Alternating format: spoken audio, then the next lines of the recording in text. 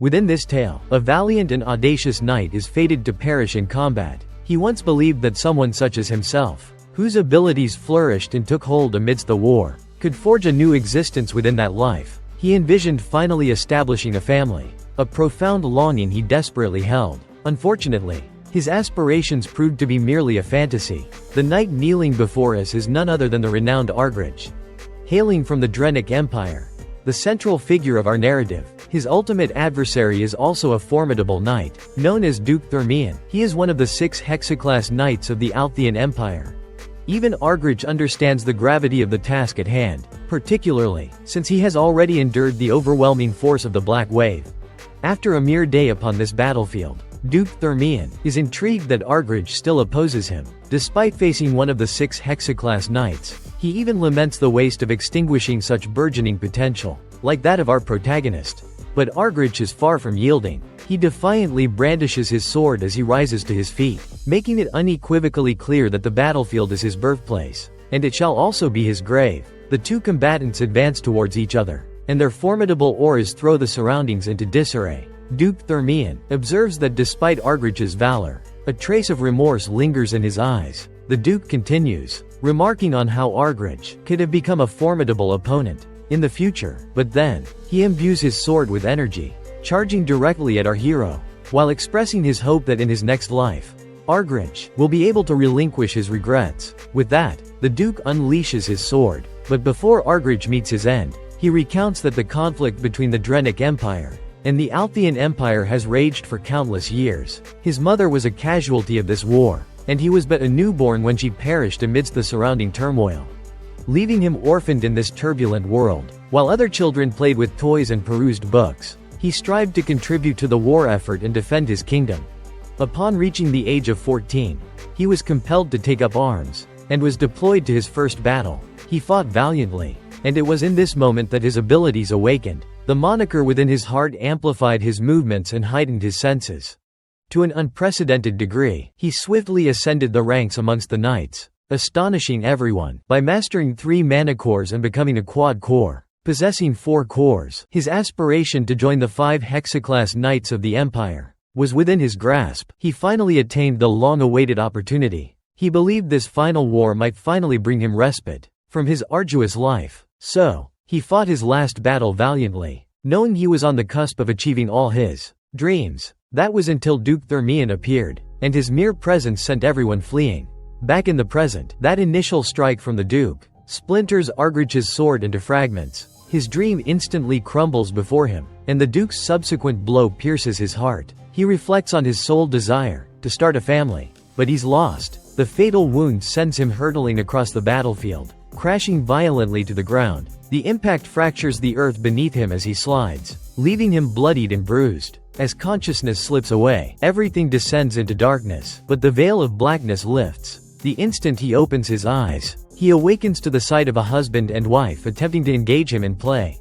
Or rather, they're trying to play with their infant. Argr becomes utterly bewildered upon hearing them call him their child. His father swiftly lifts him, and with a beaming smile, addresses him as Dane. He declares that Dane must become an exceptional spearman, following in his father's footsteps. His mother, Lily Sogris, quickly snatches him from her husband's embrace, insisting he will become a remarkable assassin. The husband, Arkan Sogris, and his wife bicker over their son's future career, while Argr remains apprehensive and perplexed by their quarrel. They are apparently traveling in a carriage towards their home, and their argument persists throughout the journey. Lily believes that moving through shadows, to eliminate targets, and escaping undetected is a far more appealing path. Meanwhile, the father maintains that the spear is the most elegant and comprehensive martial art, and so it goes for our hero.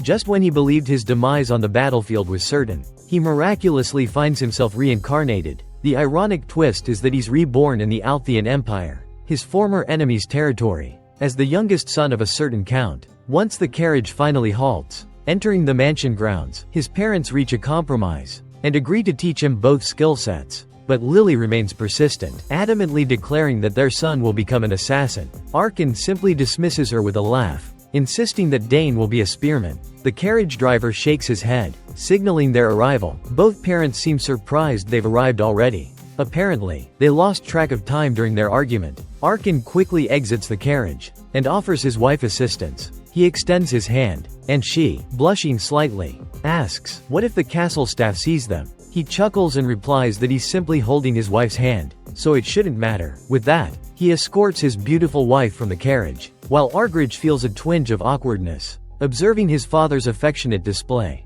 But his discomfort soon dissipates as he gazes upon the castle's magnificence. Once inside, Lily remarks on Dane's apparent happiness to be home, and why wouldn't he be content? With such a lavish home and affluent parents, his potential could flourish beyond his wildest dreams. 2 months later, we find Lily conversing with her son, who has begun to babble. She's delighted by his first attempts at speech, while our young protagonist is equally captivated by the experience, something entirely new to him. Opportunities to interact with young children were rare. During his time on the battlefield, the few he encountered were often bandaged, weeping and lost. Many mourned parents lost to the ravages of war. Compared to that harsh reality, his new home is a place of privilege and prosperity. He's grateful that hunger won't be a concern. Suddenly, Arkin bursts through the door, enthusiastically brandishing a spear. He proudly proclaims, "This is a spear." It appears our young protagonist isn't a fan of his father's exuberance. He struggles to reconcile this man with the image of his father,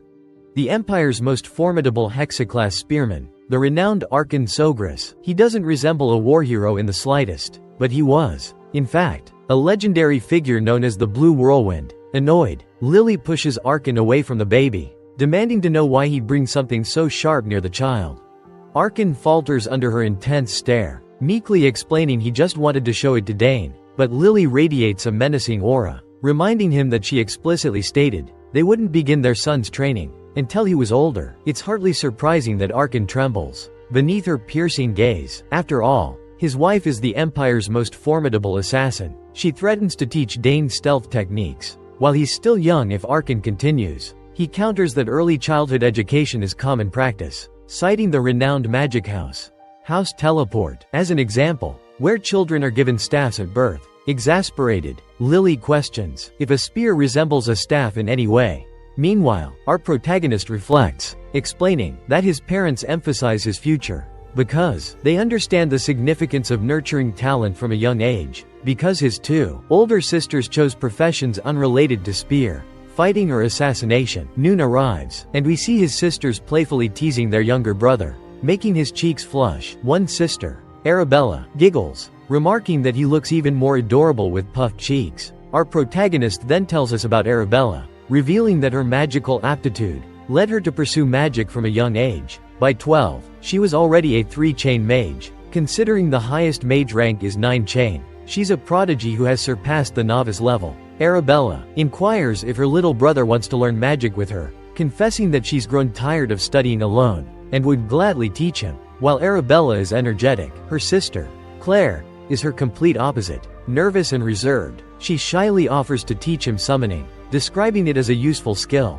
Like Arabella, Claire possesses exceptional summoning talent. She performed her first successful summon at age 7, and can now control 2 summons simultaneously. Arabella playfully urges Claire to touch Dane, remarking on his soft skin, but Claire hesitates, uncertain whether she should. Meanwhile, Dane acts charming and affectionate. He initially assumed Claire disliked him, but now realizes it's more likely jealousy, due to him being the youngest, now receiving all the attention. Finally, Claire extends her hand, gently touching his nose. Delighted, she exclaims about his soft skin. She touches him again, promising to teach him everything when he's older. Dane finds it slightly overwhelming that everyone wants to impart their expertise. His father is a hexaclass spearman, his mother a skilled, albeit retired, assassin, his eldest sister a gifted mage, and Claire a brilliant summoner.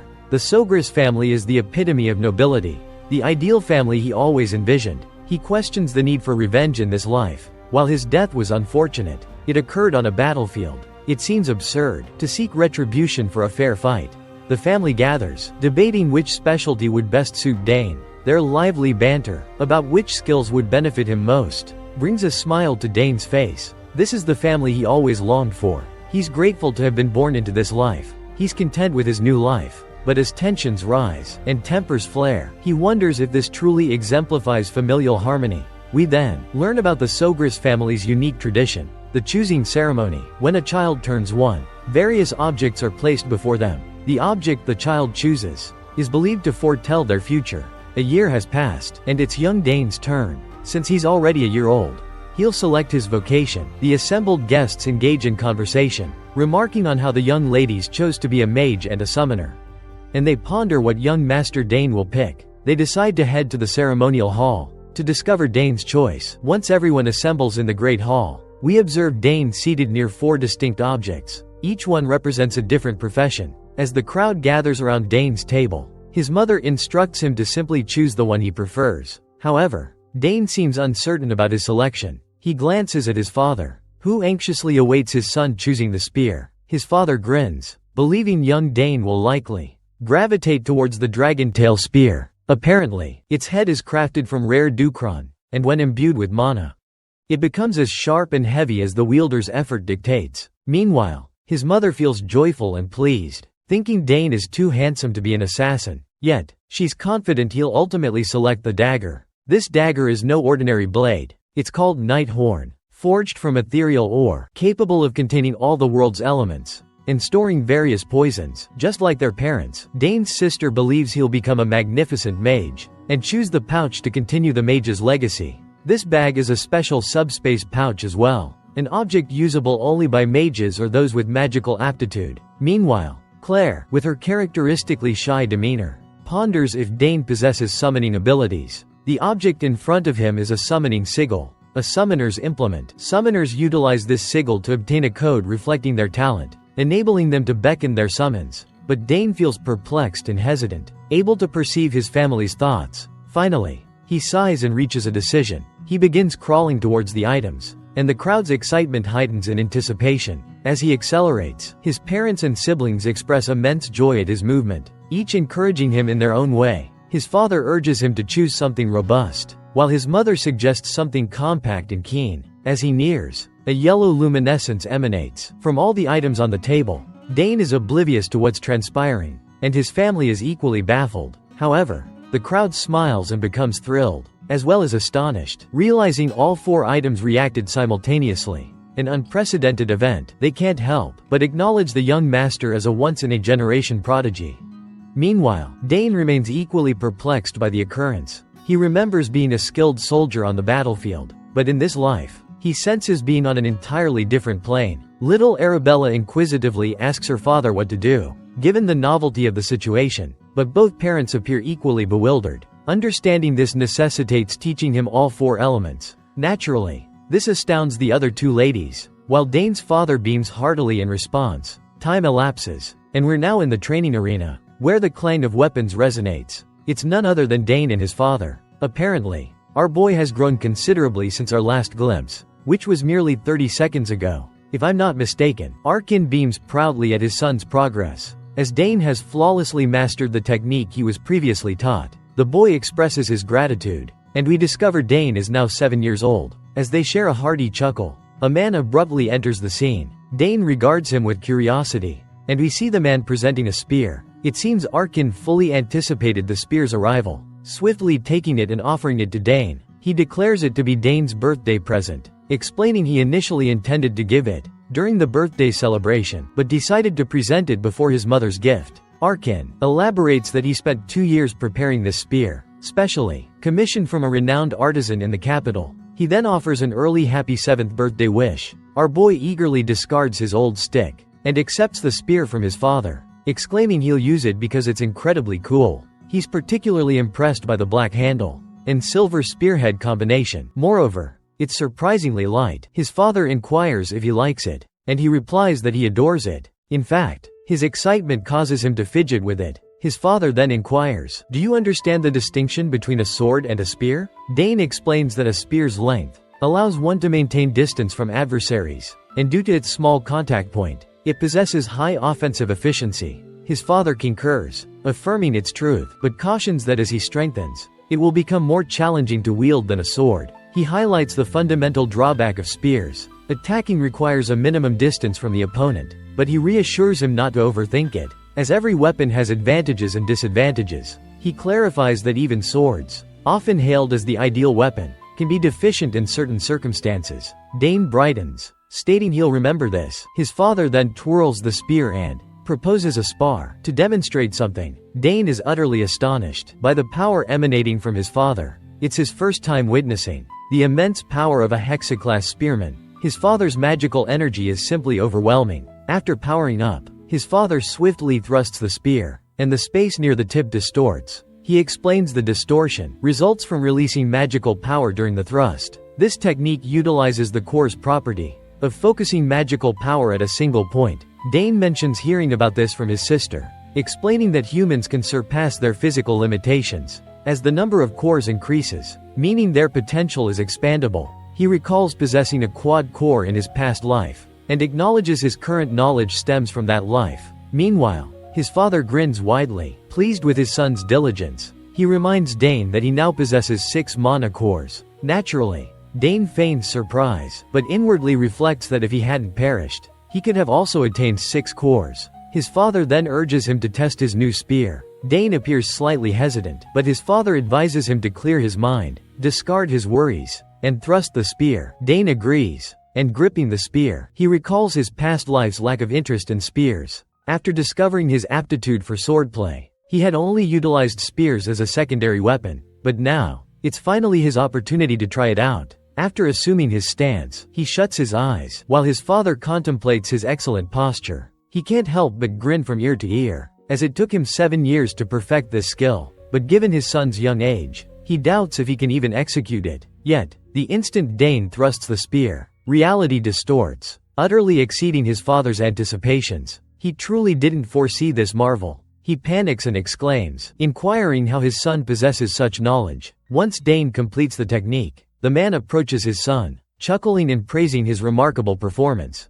Dane clarifies that upon thrusting the spear, he concentrated magical energy and infused it into the spear's tip. When the energy reached the spearhead, he abruptly halted its flow. The father is stunned upon hearing this, and asks if he has generated a mana core. Dane affirms, explaining that while perusing a book on creating mana cores, he attempted it and fortunately succeeded. However, he's fabricating, as the reality is, he formed it while practicing mana core breathing. The father kneels to meet his son's gaze, overwhelmed with pride. He's certain his son will become an exceptional warrior. Dane simply offers a smile, inwardly contemplating the numerous future surprises that will astound his father. Meanwhile, the father ponders if his son will truly master magecraft, spearmanship, assassination, and summoning simultaneously. As night descends, it's finally Dane's 7th birthday. Guests congregate at the castle, and the hall is alive with music and boisterous laughter. Everyone is thoroughly enjoying themselves. Duke Bouts, the same individual who eliminated our protagonist in his past life, is also present at the celebration. Upon spotting Arkin, he summons him for a chat. Arkin addresses him as Duke, but Bouts encourages him to drop the formalities and converse casually, as is their custom. As we know, Bouts hails from the most esteemed house in the Althian Empire, and the leader of the Thermian Duchy. Arkin swiftly approaches his companion, and murmurs that they're being observed, necessitating the maintenance of decorum. The Duke dismisses this, telling him to act as he wishes, and inquires about his son's whereabouts. Arkin then calls out to Dane, instructing him to greet Duke Thermian. Upon hearing Duke Thermian, Dane experiences a flashback to his last encounter with the man. Once the boy appears before the Duke, he introduces himself as Dane Sagraz and bows, expressing the honor of meeting him. The Duke chuckles, impressed by the child's courtesy, and asks his father if Dane is also training with a spear. Arkin confirms that he is. At that instant, a young lady approaches Duke Bouts from behind. When Dane sees her, he's momentarily stunned. The girl greets Count Sagraz, executing a polite curtsy. She introduces herself as Leila Thermian, the Thermian Duchy's youngest daughter. Following this introduction, the festivities progress. The guests relish the music and the pleasant evening. However, Arkin Sagraz and Bouts Thermian are less carefree, due to Baroness Thermian's ongoing illness. Despite Bouts' tireless efforts to find a remedy, nothing has proven effective. Arkin hopes this is merely a temporary hardship, and that his friend's wife will soon recover. However, Bouts had cautioned him that a sudden departure would indicate a worsening of his wife's condition, requiring his immediate return to the capital via teleportation scroll. Today's celebration is for Dane, who has recently vanished. Bouts found Dane to be quite a clever child, and desired further conversation with him. Arkin was also unaware of his son's location, and realized that Miss Leila had disappeared as well. Locating them proved simple. The two had gone for a stroll. They likely found the party, like many others, tedious. The topic of their conversation remained a mystery to their parents. Privately, Leila was quite loquacious, and frankly, she disliked accompanying her father to these noble gatherings. But this time, she was pleased to have attended. Leila had heard tales of Dane's handsomeness, but he appeared even more striking beneath the moonlight. She also admired the location. Dane was pleased she enjoyed it. Unlike the capital, the Sagraz family's territory was tranquil and serene. Leila envied him for this. At her estate, there was constant activity. Nobles arrived daily with proposals and business for her father. Occasionally, even the imperial family visited, and most irritatingly, every arrival required her to don formal attire and greet them. She utterly detested this. She'd much rather wear practical clothing and dedicate her time to sword practice. Dane was astonished that such a petite, seemingly innocuous girl practiced swordsmanship. Instead of magic, he cherished his peaceful territory. While less bustling than the capital, it afforded ample time for spear training, which he adored. Leila was initially surprised by his spear usage, but then recalled his father's moniker, and it all made sense. She'd frequently heard her father extol the legendary Blue Whirlwind's prowess, and since Dane was diligently practicing with the spear, it meant he also aspired to join the academy. However, that wasn't Dane's motivation for spear training. Leila was taken aback by this revelation. For her, rigorous training for academy admission was self-evident. She understood that acceptance was exceedingly challenging. Well, Dane didn't harbor doubts about his admission, and trained solely to enhance his skills further. After enrolling, Leila was incredulous at his self-assurance, prompting her to inquire about his plan if rejected. Even in that scenario, our protagonist wouldn't be disheartened or surrender. He would simply reapply, and if a second attempt failed, he'd interpret it as a sign that it wasn't his path. Leila was astonished by his nonchalant approach to the future, leading her to ask if he feared disappointing his family. Naturally, our hero was unconcerned. Compared to his past life's hardships, this was trivial. Leila, on the other hand, could only envy him. In her household, failure was deemed intolerable. Despite 7 years amidst nobility, Dane remained surprised by their pettiness over such matters. As for Leila, he was confident in her success. Upon hearing his encouraging words, her face brightened, and she enthusiastically offered to demonstrate her sword skills. Our hero was slightly surprised by her eagerness, but there was no stopping her. Presented with a chance for sword practice, Leila immediately inquired about the training area's location. Dane obliged, accompanying her, hoping for an uneventful session. At the training grounds, Leila held nothing back, executing a flurry of moves with the skill of a seasoned swordsman. To an untrained eye, her technique appeared flawless, but our protagonist was far from untrained. Observing her movements, he acknowledged the seamless transition between offense and defense, and the fluidity of her motions. Her attack timing was impeccable. However, there was a single flaw. After a time, her movements faltered, losing their rhythm and fluidity. Breathless from the exertion, a satisfied Leila requested his opinion on her technique. Initially, Dane was less than truthful, declaring her performance fantastic, and expressing his enjoyment. Leila was pleased with the compliment, but Dane chose honesty, pointing out areas for improvement. For instance, after the third form, Leila overstepped by a half-step. This recurring half-step error, in subsequent forms, caused later movements to feel slightly misaligned. Leila was rendered speechless by the critique. She appeared on the verge of tears. Dane, concerned his criticism was too harsh, began apologizing for upsetting her, even suggesting he might be mistaken, since his observation was from long ago. But his worry was unfounded. Leila quickly regained her composure.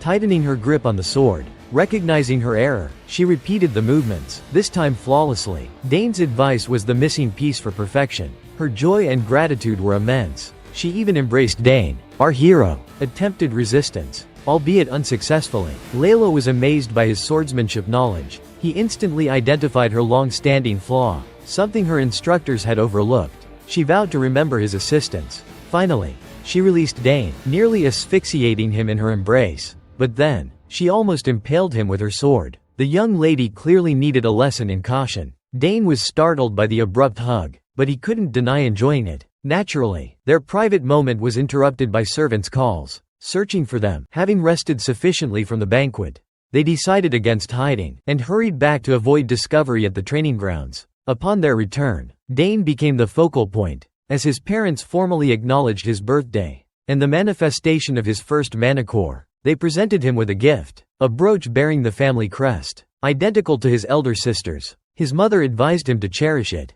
as it symbolized his status and honor. Following his parents, the guests offered their congratulations. Dane had officially and rightfully earned the Sagra's name. No one doubted he would mature into a remarkable man, just like his father. Dane's parents were overjoyed, and so was young Dane himself, as it was the first time in his 2 lifetimes that he'd received such heartfelt congratulations from so many. Abruptly, the entire room trembled. The guests cried out and panicked, assuming it was an earthquake or a hostile attack. Dane also grew apprehensive, but his father swiftly reassured him there was nothing to fear. Arkansas Grace was fully aware of the situation, though he'd hoped for a peaceful day. Evidently, his daughter hadn't heeded him. Dane was completely unaware that lightning bolts materialized near the hall's ceiling, and within moments, a portal manifested above the terrified guests. The guests' astonishment was boundless when a small figure emerged from the portal, seemingly defying gravity, and landed effortlessly on the floor. It was Dane's elder sister,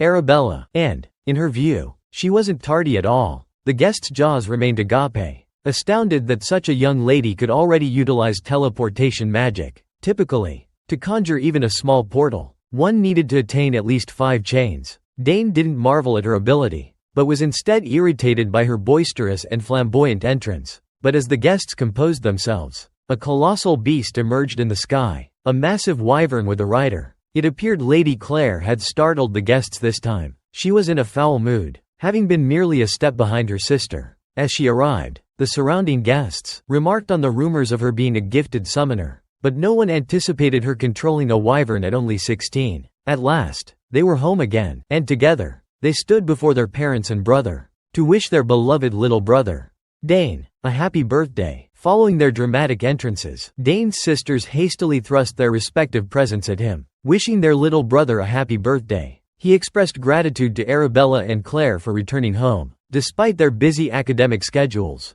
the girls were simply eager to watch their little brother open his gifts. Duke Arkin was nearly moved to tears by the preferential treatment his son received. His daughters had only given him a letter for his birthday. After all, Dane opened Arabella's gift, revealing a ring that transformed into a practical dimensional pouch. She designed the artifact herself. The subspace magic employed in its creation was of the highest chain.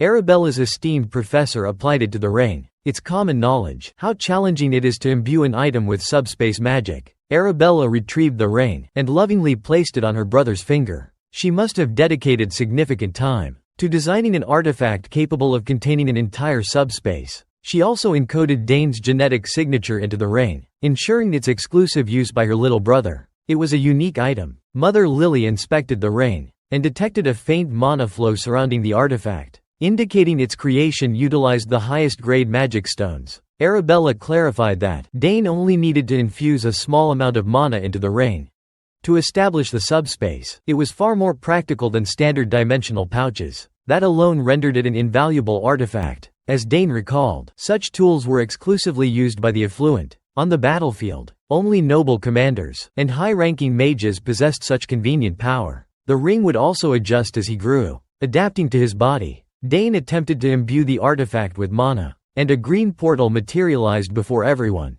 Duke Arkin was astonished by his son's effortless success. Claire, Duke Boughton, Thermian, and Leila were stunned by the brilliant display of magic.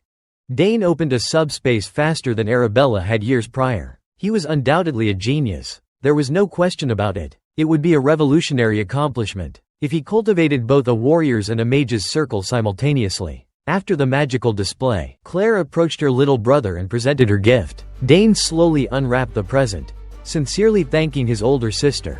Inside the wooden box lay a peculiar-looking egg, resting on a soft cloth. Confused, he picked up the egg and inquired about its nature. Claire panicked, cautioning him to handle it with care, as it was no ordinary egg. The entire family was intrigued by the unusual gift, but Claire only divulged its secret to Dane. She whispered that it was a familiar, acquired accidentally while attempting to summon a Decoran. Claire herself was uncertain what would hatch from it, but the world recognized the immense value of a familiar.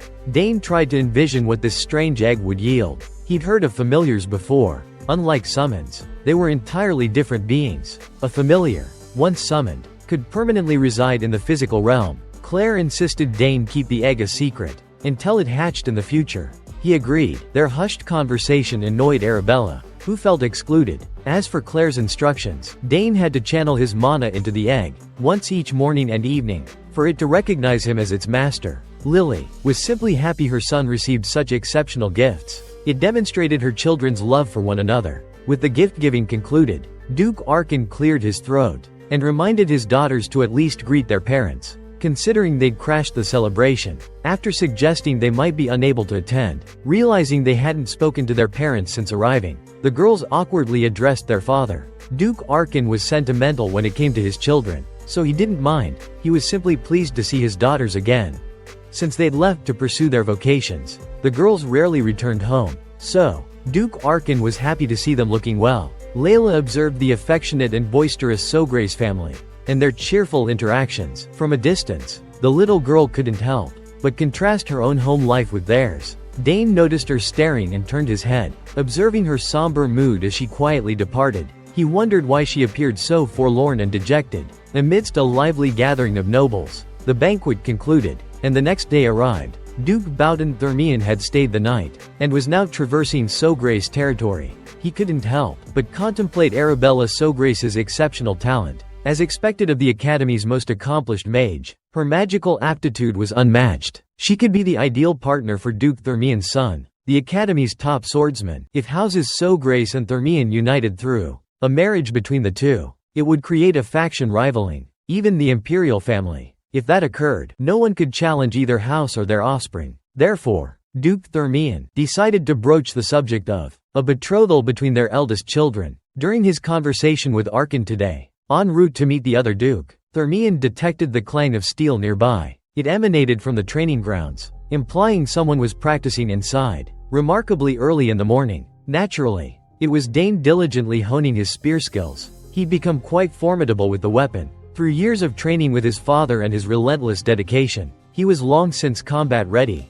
Dane's concentration was unwavering. He moved with the grace and precision of a seasoned warrior, darting across the training area, while delivering numerous fatal blows. He further accelerated his pace, elevating the intensity to a new level. Finally, his arms blurred as he executed countless spear thrusts in rapid succession. Overcome with curiosity, Duke Thermian ended up observing the boys training from afar. He was pleasantly surprised by the youngest Sograce's prowess. With his discerning eye, he recognized the exceptional refinement of Dane's technique. His movements and focus were atypical for a 7-year-old. Even his basic thrusts were honed to a frightening degree. Every action was performed with such mastery that even seasoned spearmen could learn from him, could still glean valuable insights. When Dane finished his final sequence, he was gasping for breath. Duke Thermian was profoundly impressed. What he'd witnessed felt inconceivable from beginning to end. He'd heard tales of the young Sograce's extraordinary talent, even as an infant, but dismissed them as mere exaggerations. Now, he knew the rumors were true. After a brief respite, Dane resumed practicing, concentrating on his movement and footwork. As one of the realm's most formidable swordsmen, Duke Thermian couldn't help but observe the boy's stance and footwork resembled that of a swordmaster. The Duke began to suspect the child might have also mastered swordsmanship to a high degree at such a tender age. Finally, Dane noticed someone observing him from the entrance. He raised his spear, poised to strike, demanding the lurker reveal themselves. Instead of concealing himself, Duke Thermian's eagerness led to his detection by a child. It wasn't his proudest moment as a skilled warrior. The more he pondered Dane's movements, the more eerily familiar they seemed. He was positive he'd witnessed that same footwork before. The Duke had to come forward and apologize to Dane for intruding upon his private training. He insisted he harbored no ill intentions. Recognizing the observer as Duke Thermian, Dane felt remorseful for his impertinence. Despite inhabiting his current body for 7 years, this man was still the one who had vanquished and slain him in his previous life. Recalling his etiquette lessons, Dane Sograce formally greeted the Duke. Duke Thermian admitted being captivated by the Rising Star's early morning practice and apologized again. Training and apologized once again. The child confidently responded that he was pardoned. The Duke was amused by his audacity to speak as equals. Now observing Dane more closely, he noticed the boy displayed no signs of exhaustion. or tremors despite the strenuous workout. At Dane's age, he hadn't even developed a warrior's circle. The Duke commended Dane's exceptional thrusting attack, remarking that the boy had inherited Arkan's spear skills. The spear itself was also expertly crafted. Dane formally expressed gratitude for the Duke's recognition of his technique. The old man grinned. Not only was this child a deadly soldier, but he also possessed a sharp wit. By comparison, his own son lacked such exceptional skills and etiquette. At age 7, this brief encounter led Duke Thermian to contemplate a marriage arrangement between Leila and Dane as well, subtly interjecting. He mentioned his daughter's swordsmanship training. He proposed that, given their similar ages, they should support one another. Upon entering the academy, Dane maintained his courteous replies.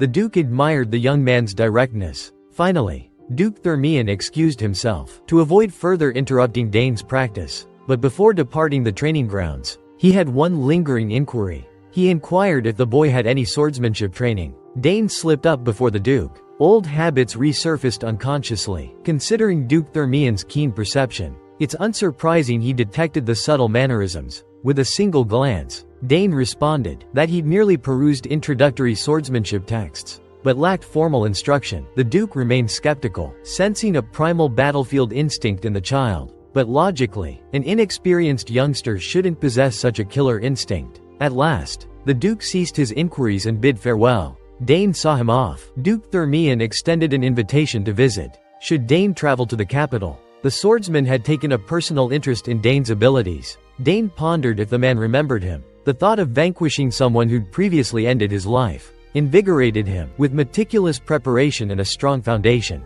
he was confident he could surpass the Duke. Besting the mighty Duke Thermian in this lifetime was a prime objective. Resuming his training, Dane lost track of time, and Ernan, the attendant, was sent to retrieve him. He constantly observed the child discreetly, ever prepared to cater to his needs. Given Ernan's inconspicuous presence, Dane surmised he might possess an aptitude for acquiring assassination and stealth techniques. Today, everyone bustled with preparations for the second feast. Several nobles had already commenced arriving. With over 30 noble families expected, punctual arrival for all proved challenging. As for Dane's sisters, they'd opened a teleportation portal and returned to the academy together. It was unavoidable. Given their impending midterm examinations, it was time for Dane to prepare himself as well. He reminded himself to examine the presents his sisters had bestowed upon him the previous evening. Following his rigorous training, Dane was groomed and attired.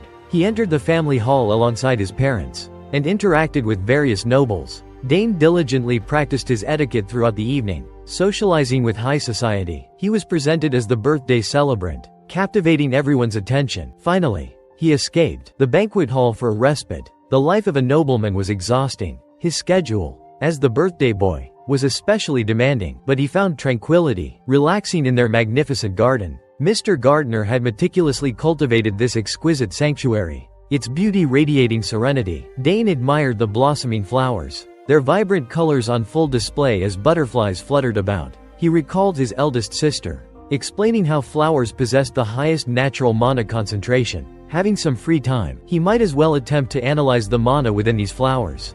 Dane closed his eyes and focused on the ambient magical flow. With his eyes still closed, he began to comprehend his sister's explanation. He started to detect the mana in the flowers. He had been training in multiple disciplines concurrently, but hadn't observed significant progress in either magecraft or summoning magic. He struggled to prioritize which areas to dedicate his time to. Possessing numerous talents could be burdensome. In moments like these, he was genuinely experiencing the downsides of success. After several minutes, immersed in the garden's natural mana, he finally perceived the mana within the flowers. He was astonished that such small things could harbor such a potent and rapid mana flow. If one could sense nature's flow and internalize it, the essence could settle within the body, forming a magic circle. That's precisely what was occurring. It significantly helped that his innate mana affinity was exceptional. He could clearly perceive what others could only vaguely sense with their intuition. A single visit to the garden had dramatically enhanced his mana perception. What was once faintly visible now appeared clearer. He was on the verge of comprehending magic's intricacies when he sensed a disruption. Meanwhile, two noble children had also entered the garden, bored by the adults' conversations in the banquet hall. They were siblings. The elder, a redhead, was resentful of the lack of attention he received. As everyone discussed the prodigious Sogris child, He aggressively trampled upon the flower bed, obliterating the flowers. The red-headed siblings had wandered into the expansive garden, and stumbled upon Dane standing there, seemingly in a trance. They scrutinized his attire, and wrongly assumed Dane was a servant. He shouted at him. Dane didn't appreciate the disrespectful brat. The little punk dared to order him to escort him and his brother to the exit. Dane witnessed their destruction of the flowers, and yelled at them to cease trampling the plants. Red Bastard had the audacity to be offended by Dane's reprimand. Dane questioned their vandalism of the flower bed, instead of utilizing the garden paths. Seeing Dane's small stature, Red Bastard continued his obnoxious behavior. Then came the predictable boasting about their family name, typical of arrogant noble children. Dane was unfazed. To him, they were merely a couple of hooligans ruining his garden's flower bed. Red Bastard resented being called a hooligan, but he acted like one. Grabbing Dane by the collar, he and his brother were Count Tyron's sons, a guest of the castle.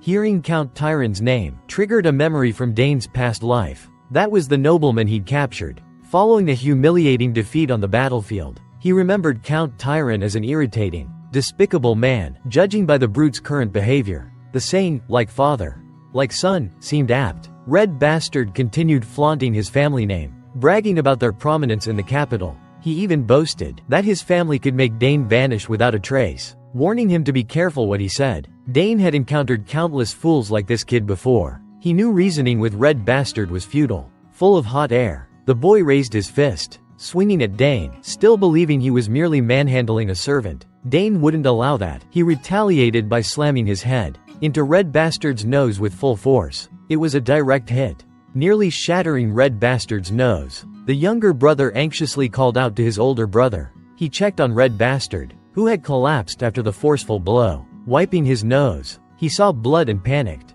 as if he'd never encountered blood before. Seeing the blood on his hand, Red Bastard became enraged and threatened to kill Dane. Finding the threat comical, our boy stood his ground and challenged the brat to try. Red Bastard sought retribution. His younger brother possessed a modicum of sense, and attempted to restrain his older brother. But Red Bastard was too arrogant to be deterred. The brute threw another punch, and Dane effortlessly evaded it with a backward leap. It was a complete mismatch. Dane was far too agile for the amateur. While letting Red Bastard exhaust himself, he observed the brat's clumsy footwork, as if he'd never wielded a weapon. Dane speculated that the bastard might be a mage or summoner. The flurry of punches continued, none coming close to grazing a single hair on Dane's head. Red Bastard's nose continued bleeding. As his patience dwindled, Dane continued toy with his opponent. Utilizing his superior footwork, an idea sparked in his mind. Perhaps he could harness the magical flow he'd observed in the flower earlier, and imbue it with his will. If successful, he should be able to condense that force into a physical manifestation. He might as well test it in combat. The bastard's younger brother watched, stunned, as Dane planted his feet firmly and began channeling magic into his hands. He envisioned a sphere of pure mana, and propelled it towards the brat's stomach. The force sent Red Bastard crashing painfully onto the lawn, damaging the concrete in the process. He screamed in agony, his body and ego battered. His little brother checked on his defeated older brother lying in the flower bed. Dane was more concerned about the damaged flower bed than the bastard's well-being, but Red Bastard was resilient. He still had enough fight left to stand back up. Seeing Dane use magic, Red Bastard demanded to know his identity. His little brother's continued attempts to dissuade his older brother were fruitless.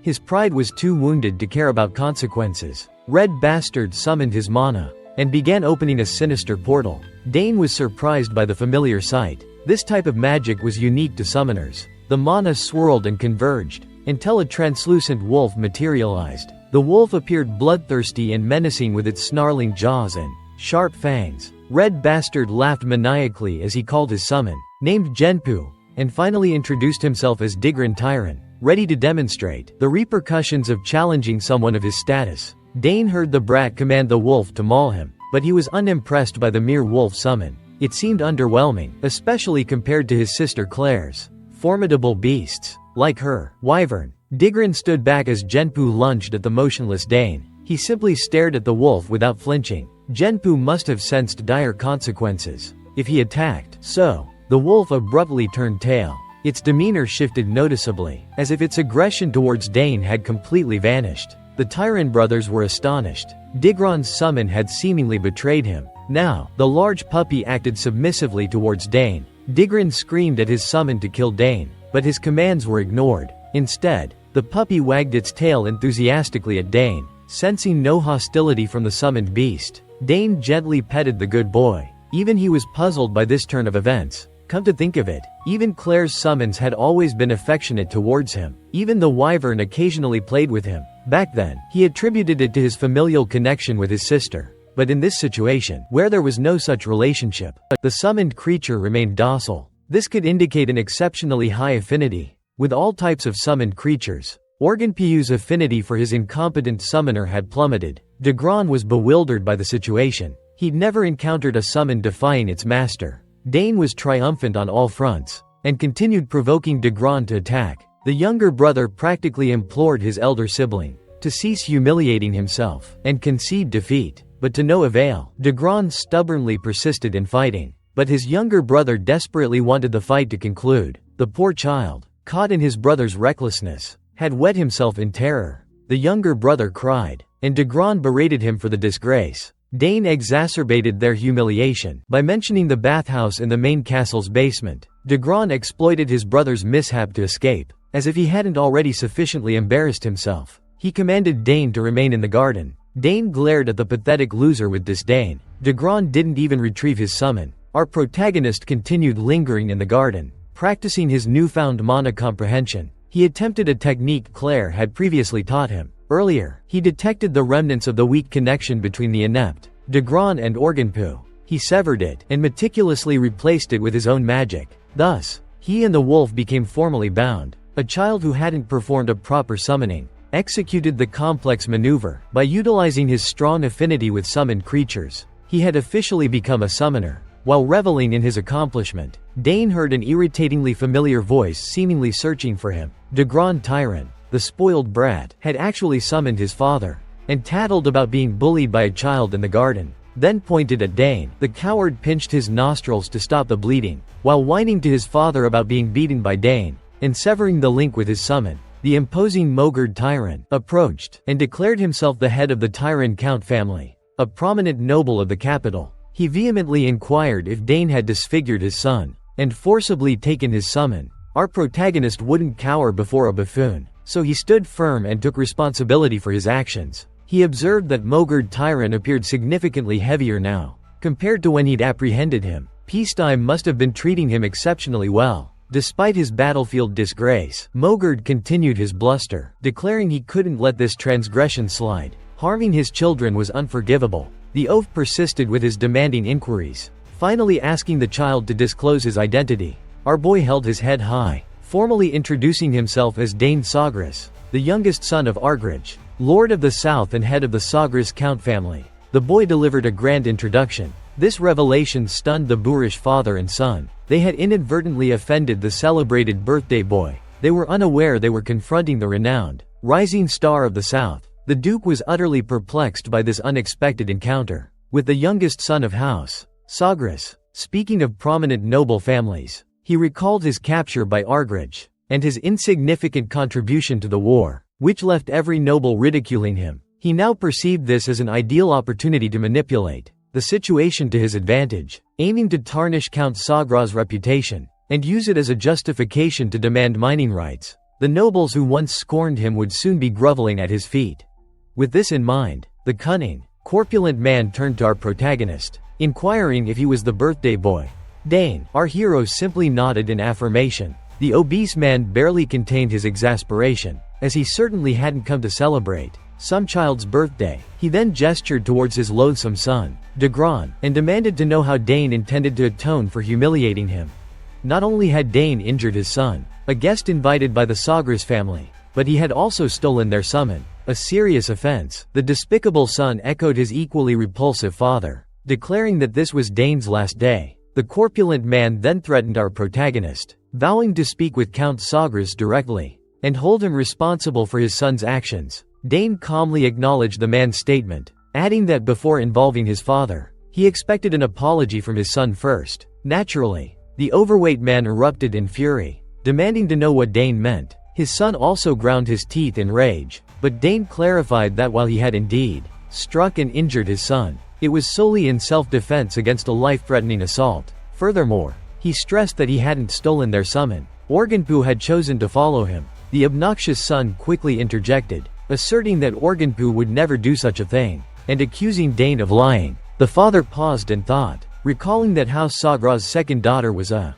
gifted summoner. He surmised that she had likely taught Dane how to forcibly sever the link between a familiar and its master. The portly man continued bickering with our protagonist. Dane found the entire ordeal tiresome. Finally, Mogert decided to calm down, his jaw aching from talking so much. His jaw was actually aching. He informed Dane that he would cease scolding him, and suggested they consult Count Sagras about the matter. Speak of the devil, the Count himself arrived, accompanied by Duke Thermian. The wretched son and his father were utterly astonished to see Count Sagras. Even more shocking for them was Duke Thermian's presence. As night fell, the red-haired boy recounted to the Count how he had become lost in the garden with his younger brother, and asked Dane for directions. He continued fabricating his story, while Dane stood behind him, unconcerned, wondering why his father was listening to this nonsense. It wasn't entirely surprising, considering Count Sagra's deep care for his family and their reputation. He wasn't one to take sides, even in disputes with outsiders.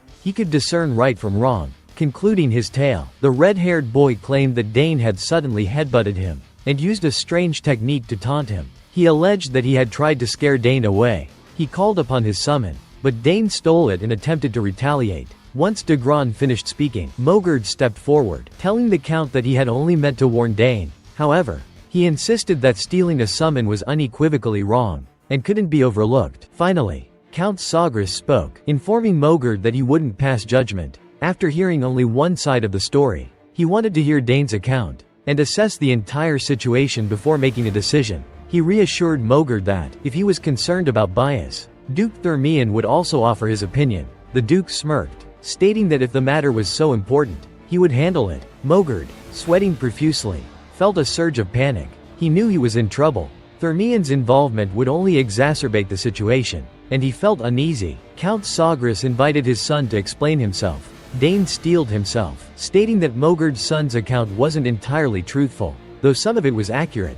He explained that the flowers they had cultivated so meticulously in their garden had been trampled upon. He had merely told Mogert's son to leave, which angered him and instigated the fight. Both the obese man and his son were stunned by this blunt honesty. The son even tried to deny it, calling Dane a liar, but the Count encouraged Dane to continue. Our protagonist further explained that when Mogert's son summoned Organpoo, he had ordered him to kill. He clarified that he hadn't stolen the summon. Rather, Organpoo had approached him, sensing his good intentions. The Duke was amazed by the 7-year-old's eloquent speech and articulate word choice. Dane, meanwhile, reiterated that he had not stolen anyone's summon. Mogert lost his temper, stomping his foot and declaring it nonsense. He claimed it was impossible for a summon to submit to a non-summoner, who wasn't even a summoner.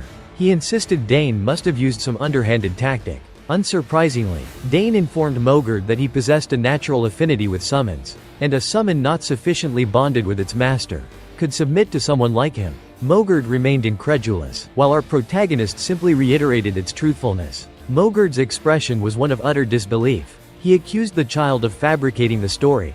The Duke intervened, suggesting a summoning demonstration as proof. Count Sagras turned to his son, asking if he could provide such proof. Dane readily agreed. Meanwhile, Mogert glared daggers at his son for causing this predicament. The bratty son was certain he would face his father's wrath, and was terrified of failing to summon Organpoo. When the bratty son attempted to summon Organpoo, he failed miserably, eliciting his father's predictable outburst. Dane simply smirked, knowing he had already severed the connection. Summoning Organpoo was now impossible for the boy. Dane then offered to demonstrate by summoning Organpoo himself, but added that he required Mogert's son's summoning sigil. The bratty son became enraged, questioning Dane's audacity to demand his sigil. He launched into a tirade, but Count Sagras interrupted, reminding him that according to their own logic, even with the sigil, Dane shouldn't be able to summon Organpoo. There was no harm in trying. Mogert, sweating profusely, had no choice but to comply. He reluctantly ordered his bratty son, de Grand,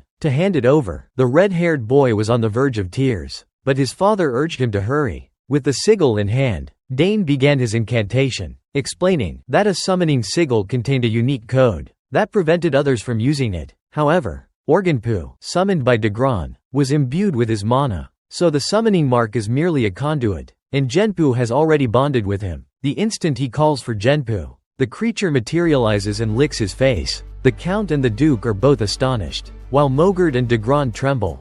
Their lies exposed, the Duke is amazed, and inquires if Dane was also studying spearmanship. His father affirms this, but confesses uncertainty about his son's full capabilities. The portly man, on the other hand, realizes he's in trouble, his scheme having completely backfired. The Count then addresses him, asking if he acknowledges Dane's truthfulness. The overweight man attempts to remain calm, laughing it off and admitting they might have mistaken Dane for stealing their summon. He also concedes his son wasn't genuinely trying to harm Dane, and asks his spoiled son if that's correct. Dagron trembles but concurs with his father, claiming he only intended to frighten Dane, but our boy is enraged, watching these scoundrels evade responsibility so effortlessly. Before the two elders can deliver their final judgment, a lady enters the scene, astonishing everyone present, particularly Dane, who's stunned to see Leila stroll in. She declares Dagron's statement to be false. Her father promptly inquires about her presence, and she replies that she overheard his voice during a walk.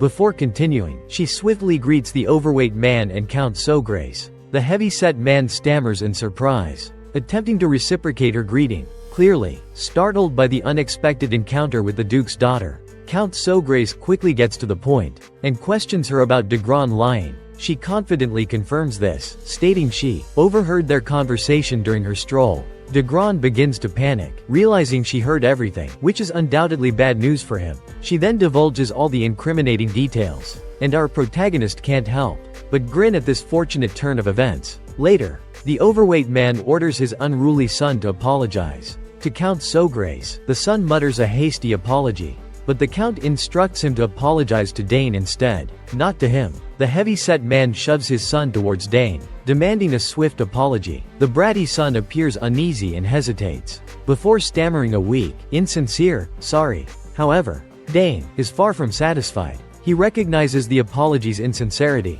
a mere obligatory gesture, because his lie was exposed by a third-party witness. Dane is reluctant to accept this weak apology, but recalling past experiences, he chooses to be the mature one. Rather than being obstinate, he opts for magnanimity. With this in mind, Dane accepts the spoiled boy's apology. The kid beams with joy, gratefully thanking Dane for his leniency. Meanwhile, the overweight father breathes a sigh of relief, aware of his near-catastrophic loss. On the other hand, the Duke, Dane's potential future father-in-law, reaffirms his belief in Dane's exceptional nature. After all, Dane could have easily been stubborn, given the clear wrongdoing of the opposing party. Finally, the Count declares that since Dane accepted the apology, further dispute regarding the incident is unnecessary. However, he stresses he had no intention of ignoring the matter, especially Dagron's murderous attack on Dane. The overweight father begins to panic, witnessing the Count's intense reaction. As he attempts to speak, the Count silences him, and orders him and his family to leave the castle immediately. This news devastates the overweight man. Expulsion would ruin his reputation,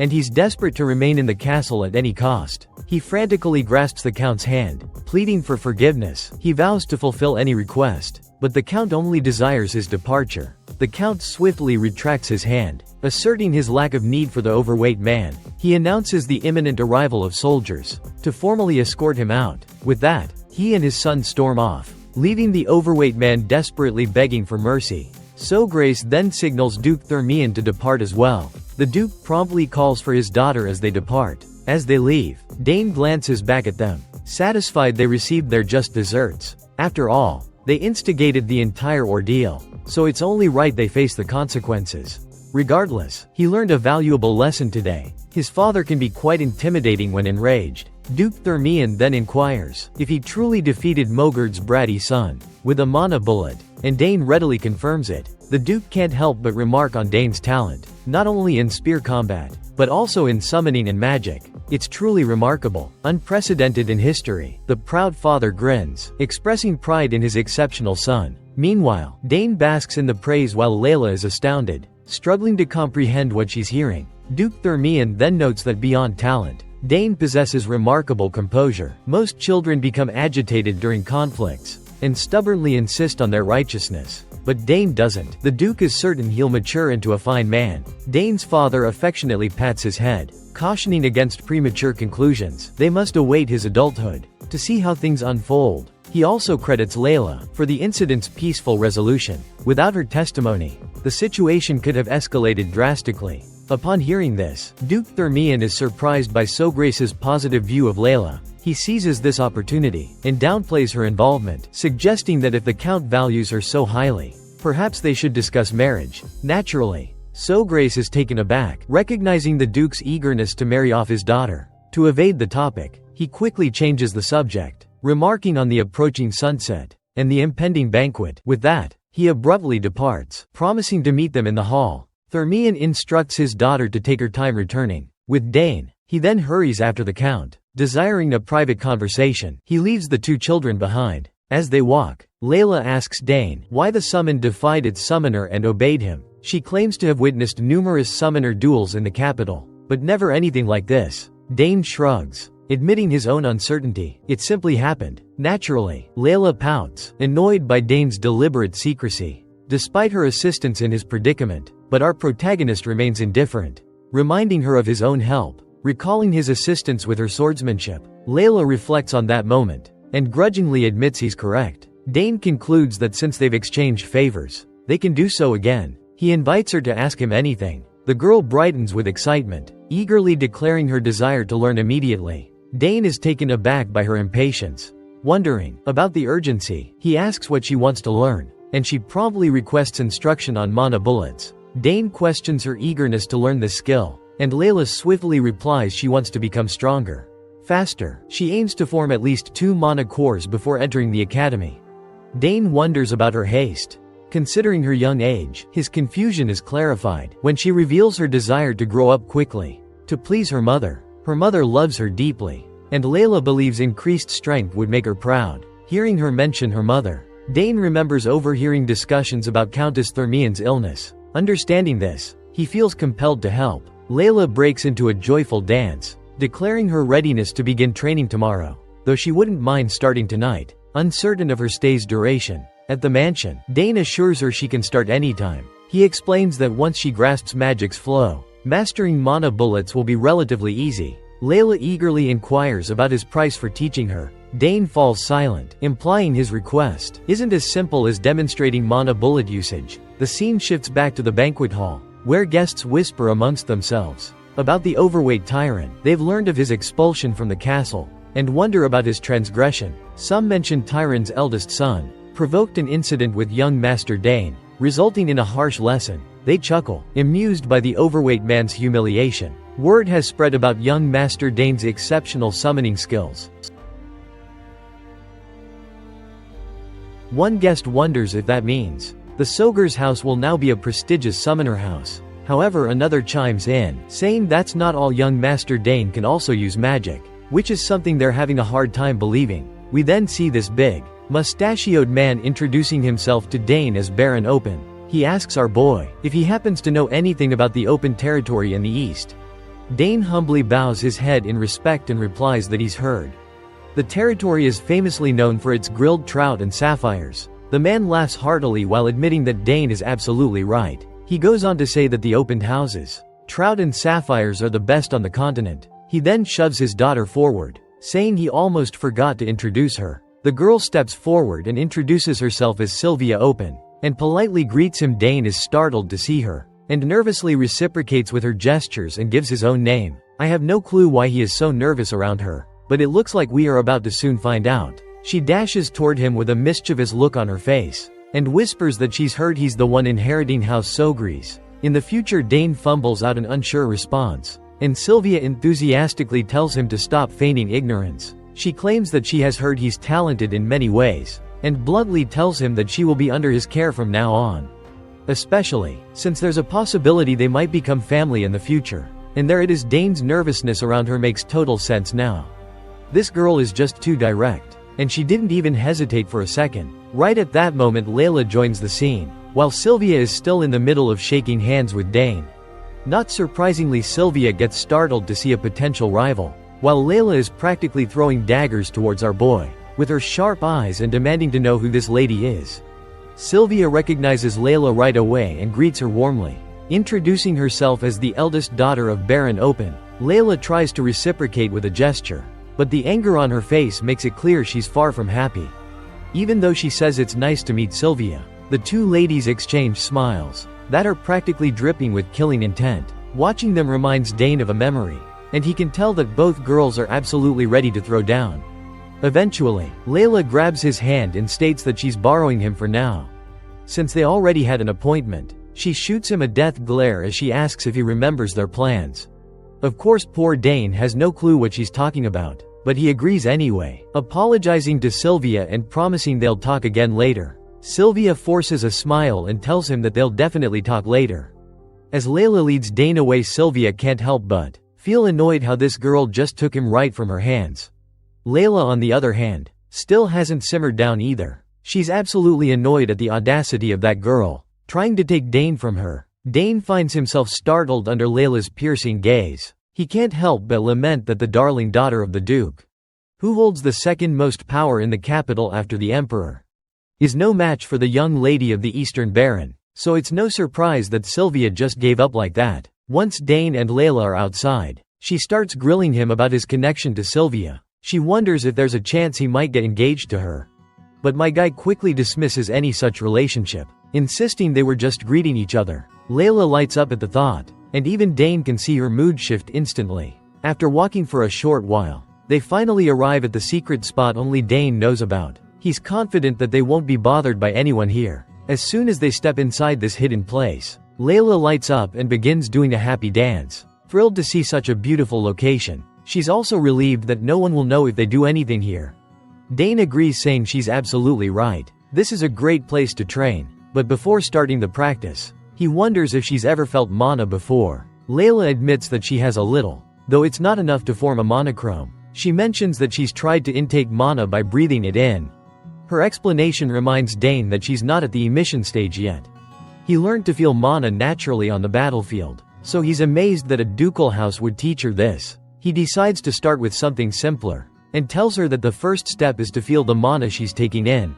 Leila looks a bit confused by this, so Dane explains that if she wants to expel mana from her body, she needs to learn to control the mana inside her first. The most important part is imagination. He instructs her to close her eyes and imagine the mana swirling within her. However, after a few moments, she tries, but there's literally nothing happening. Dane can see by the look on her face that she didn't quite understand the instructions. Leila tries again, but once more, nothing happens. Frustrated, she complains to Dane about why it's not working. Dane reassures her that this is normal for her first attempt, and tells her to focus again. Meanwhile, Count Sogers is sneaking a peek at the two kids. He can't help but feel proud that his son is already teaching someone.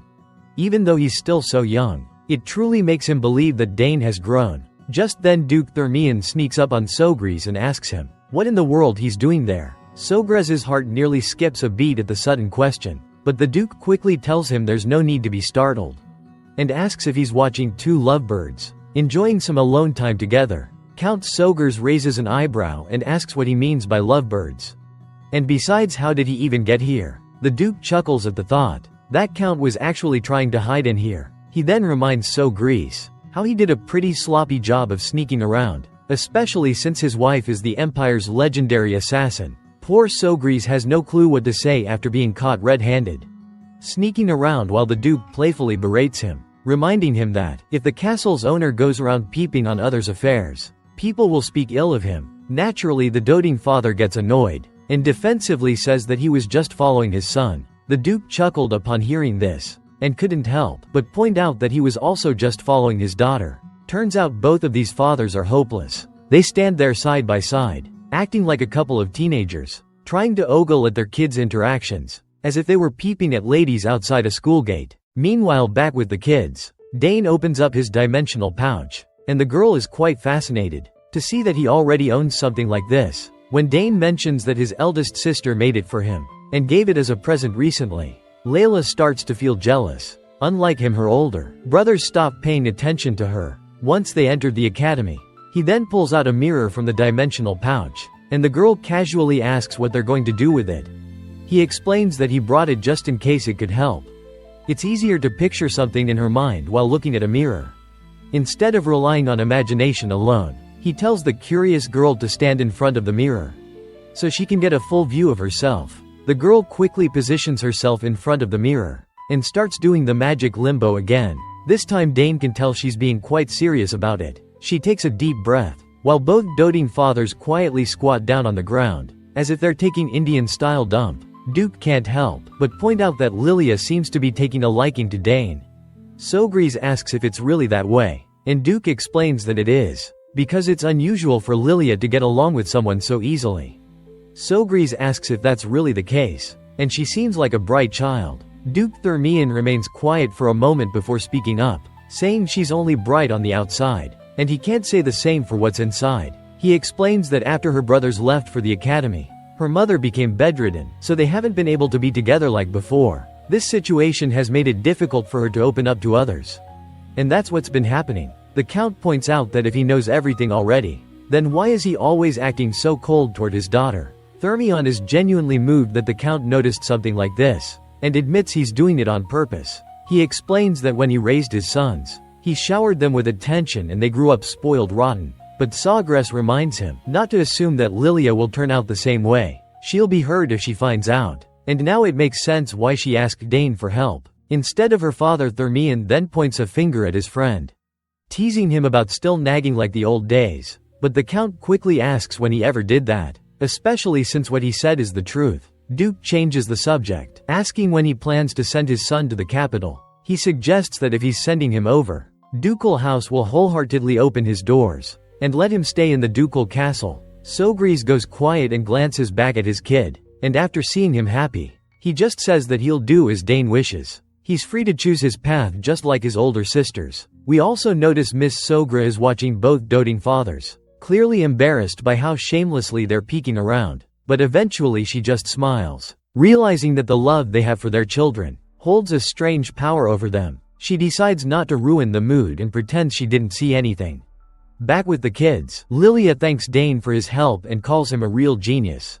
She admits that while everyone around her calls her a genius, she feels like weak sauce compared to him. While Dane nonchalantly looks around to see if both fathers have quietly left, he assures her that this is only the beginning, and she'll definitely grow stronger too. She then asks him if he's going to the academy, since it's the only place where all of the Empire's geniuses gather.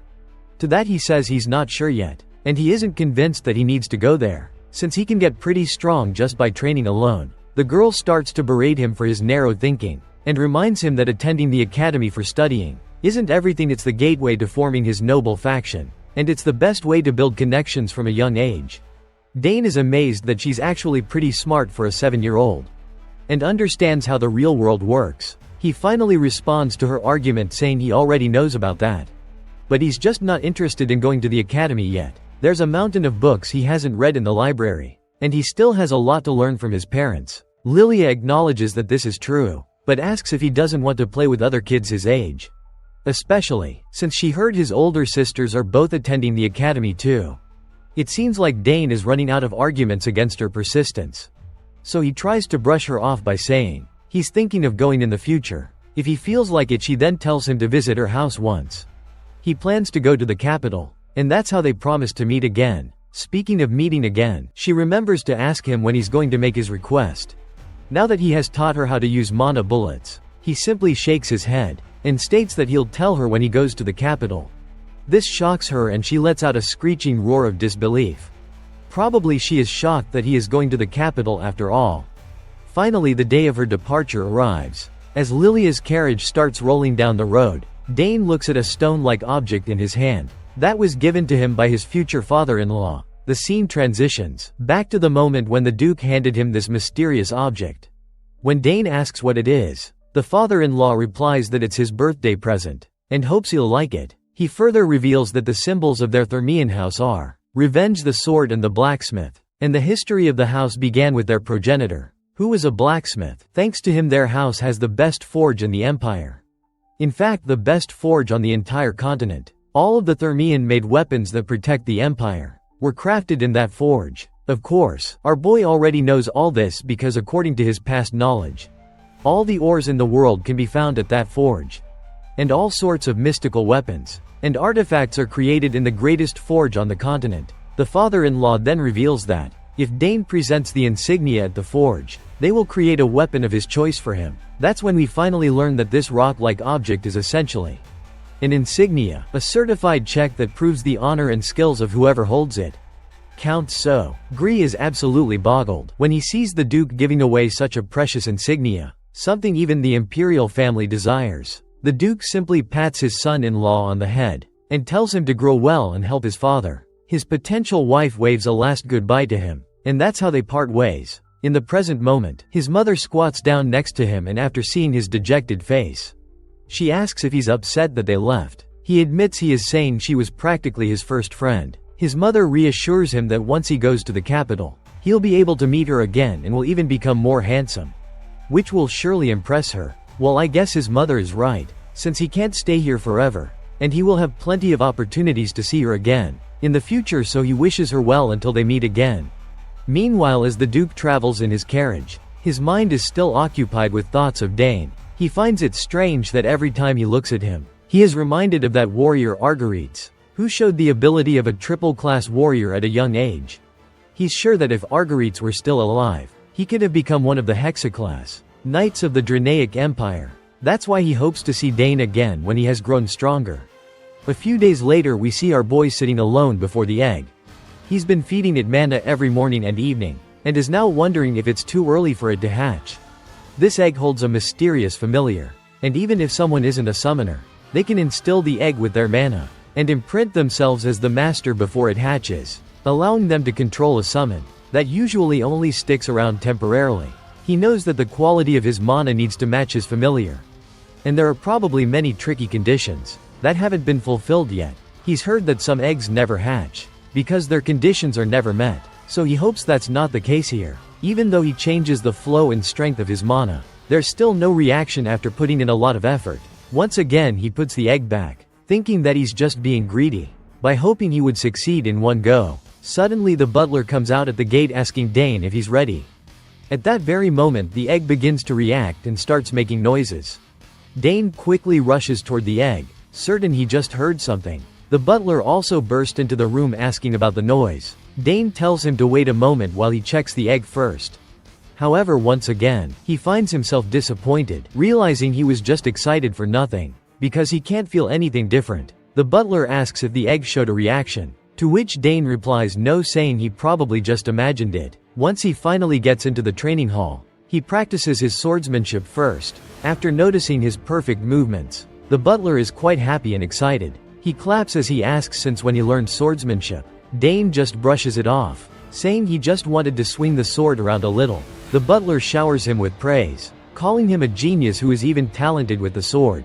As he looks at the sword, Dane then reflects on how learning to use a new weapon like the spear was fun, but he also wanted to draw a sword. Sadly, he hadn't been able to hold a sword during all that time, since his father always watched him so closely. Thankfully, he's glad he hasn't lost his touch with it. The butler quickly dashes off to grab some snacks, and brings back an entire tray of delicacies, telling Dane to munch on something before diving back into his training. Meanwhile, we zoom in on Count Sogris, who's staring out the window, lost in thought. He's been feeling a bit worn out by throwing this banquet every year, but at least he's learned through this banquet that a lot of nobles are paying attention to the south. Most of them are eager to forge a good relationship with him, which is a nice change ever since the war wrapped up.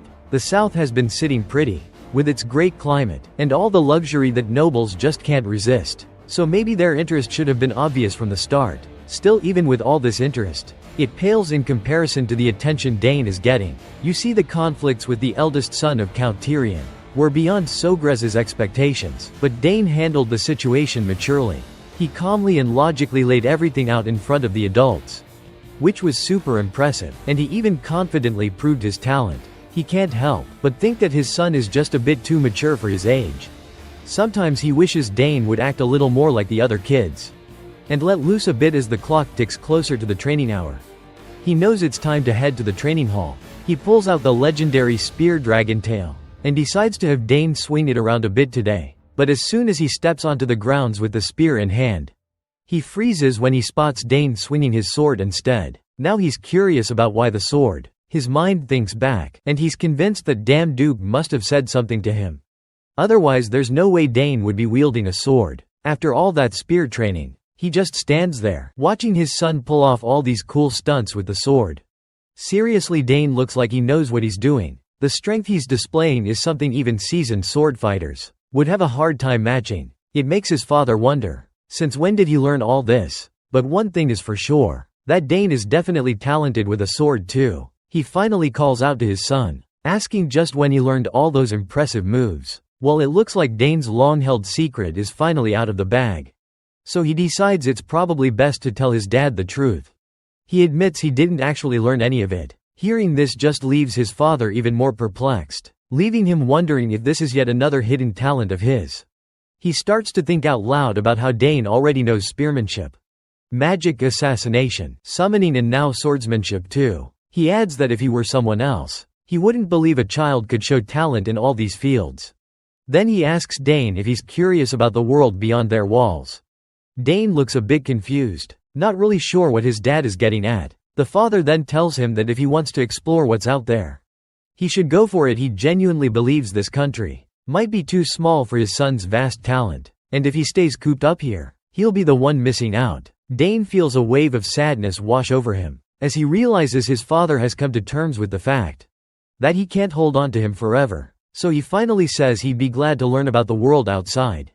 His dad smiles at this and quickly gets to the point, telling him that it's finally time to prepare his son to go out into the real world. He admits it's a bit bittersweet to see his son go, but he knows he has to respect Dane's desires. Then he presents the spear to him, saying he brought something extra special today. It doesn't take long for Dane to realize what it is, and his dad clears up any lingering doubts by reminding him that this is Dragontail, the spear that reacted to him on his first birthday. He extends his hand, encouraging Dane to take it. The moment Dane picks up the spear, it starts to react and he can feel an incredible surge of power coursing through the weapon. His dad chuckles, saying it's reacting way stronger than when he was just 1 year old.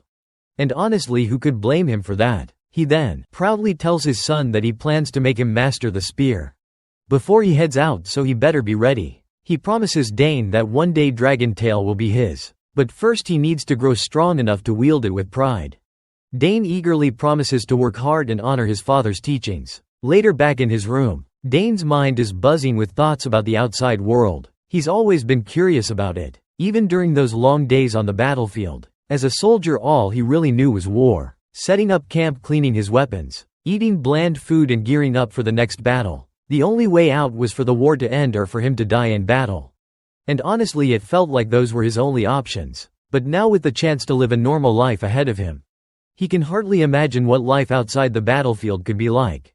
Still, as Dane, he knows he has to embrace this opportunity. He has no clue how his talents will be used, how the world will accept him, or what he can achieve out there.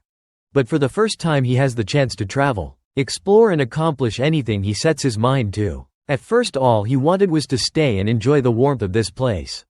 But thanks to his dad's question, his thoughts have shifted, and he's finally made up his mind to venture outside, and he's feeling pretty excited about it. Just as he is thinking about this, his mother pops into his room, which leaves him startled for a moment. He asks her when she entered the room, and this crazy assassin lady reminds him that he was so deep in thought that he didn't even hear her knock. I can tell that she is blatantly lying, given she is an assassin and snuck into his room quietly. She then asks if he's really curious about the world outside the country, and he responds positively, saying his dad mentioned it would be a waste of his talent to stay here.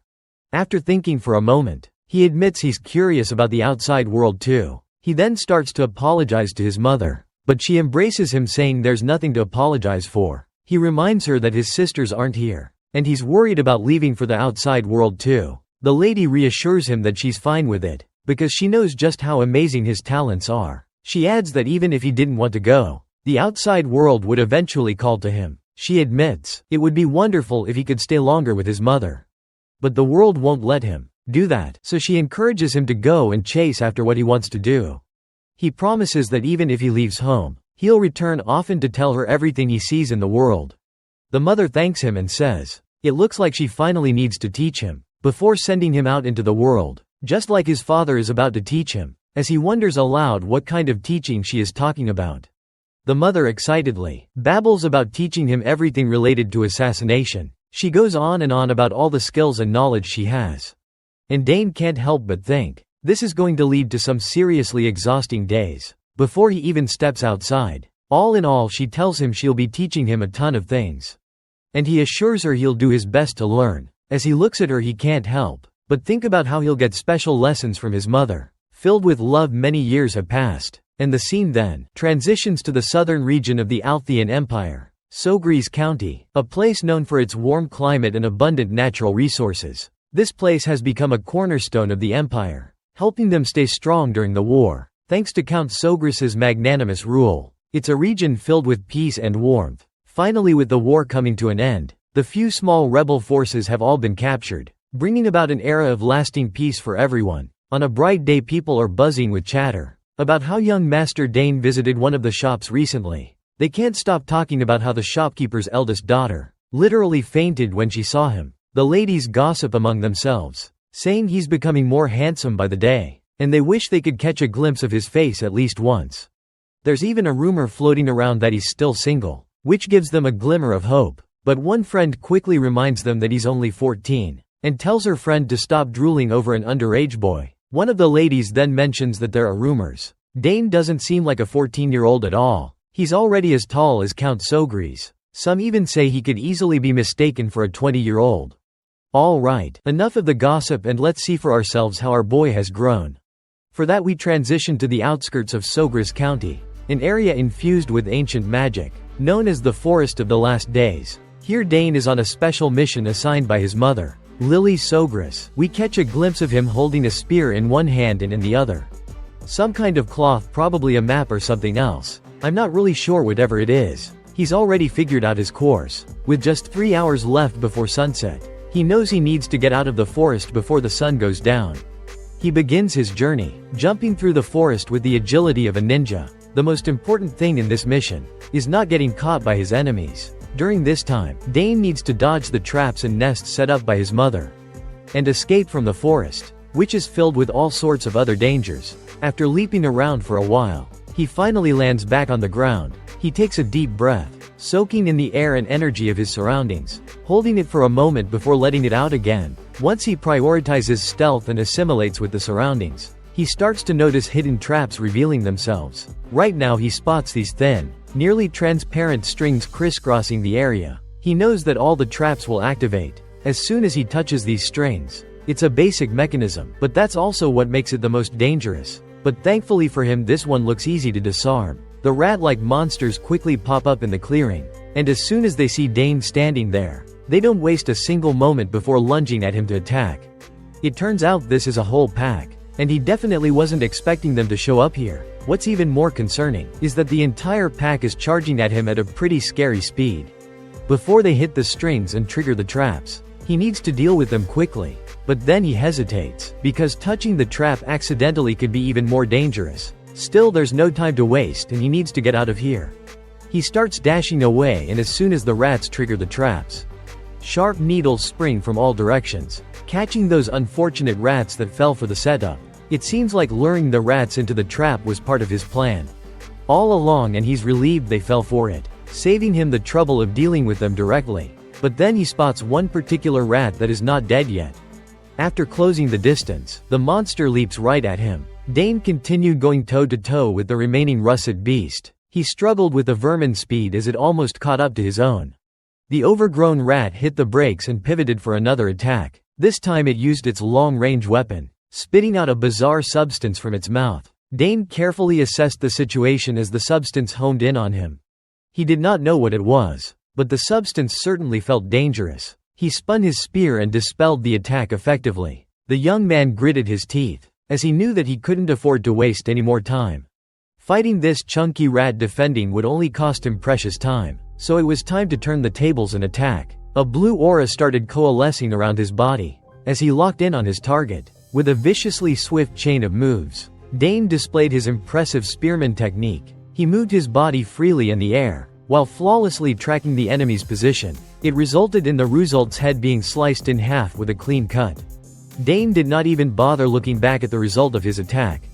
He just bolted out of there and continued his mission. By sundown he had reached the end point of the trial. He was thoroughly exhausted, huffing and puffing for air as he tried his best not to throw up. At least he had finally escaped the forest and all its horrors. Suddenly he felt a ferocious presence coming out of the woods, and worried that his struggle wasn't done yet. He hurriedly stood up and regretted letting his guard down to rest. Just when he was about to confront the presence, he stopped in his tracks. It was just his mother Lily. She had intentionally leaked her presence to test how Dane would react. And he passed also his total run time. Traversing the forest was 3 hours and 30 minutes, even faster than Lily's record. She had been watching him the whole time. A mother can't just leave her child alone in such a dangerous place. After all, Lily knew better than anyone just how talented her son really was. But as a mother it's a little different. And through this trial that Dane practically aced, Lily could not find a single fault in his survival skills and adaptability. She grabbed Dane's cheeks lovingly, and asserted that he might get scouted as an assassin, at the rate of his improvement. To commemorate his successful run, Lily took out her prized possession as the Empire's greatest assassin. Her dagger. She reckoned that the weapon would fit her son better now. From now on Dane would own the Nighthorn. Lily gladly passed the legendary weapon to her boy, as she wouldn't be using it anyway. Nighthorn was created from the mysterious ethereal ore, an ore that could take the elements of any object. If he wished he could use it to store all the poisons in the world. In doing so he could mix and absorb poison for his own use. Dane sincerely thanked his mother for such a precious inheritance, and swore to treat Nighthorn well. This also marked the end of his assassin training from his mom. Just as they were preparing to head out and go back home, the mother and son duo heard a guttural scream nearby. It seemed to have come from the depths of the forest, so they decided to check it out. We jump forward to a few days later. Inside the walls of the Sodgers County Annex Tower, in one of the guest rooms, a man woke up coughing and screaming in horror. He had long flowing white hair and a beard, and he seemed utterly confused. The mysterious man struggled to catch his breath. After waking up from his slumber, he finally looked around the lavish room and wondered where he was. The last thing he remembered was eating a mushroom. In that damned forest. The door creaked open and out came Dane carrying some water. He warned the man not to move too much, as he was still undergoing detoxification. Dane explained that the old man must have mistakenly eaten a poisonous, red-nosed mushroom. Fortunately, Dane and Lily had found and saved him in time. The old man recalled seeing those red-nosed mushrooms. He didn't think they would be so deadly. If Dane and Lily had arrived even a little later, the old man would have been a rotting corpse by now. Dane handed the man a cup of water, knowing how parched he must be. The young man carefully observed the strange old head. He saw a belt that had the insignia of the Nixian magic tower in the old man's possession. He was definitely not an ordinary person. If it wasn't for Nighthorn absorbing the poison raging in his body, the old man would have died. Now that the old head had calmed down a little, he asked Dane where they were, and the young man honestly stated that they were in Sogris County's Annex Tower. The old man must have gotten lost in the southern region. He was poisoned by those damned mushrooms and walked all the way south. Dane advised that he should take it easy for now and wait for the Count to come and see him soon. The young man also introduced himself as the youngest son of Count Sogers. Dane Sogers' old head lit up with interest, as he knew of Arabella Sogers, the genius being eyed by every magic tower in the Empire. Dane also explained that they found the old man in the forest.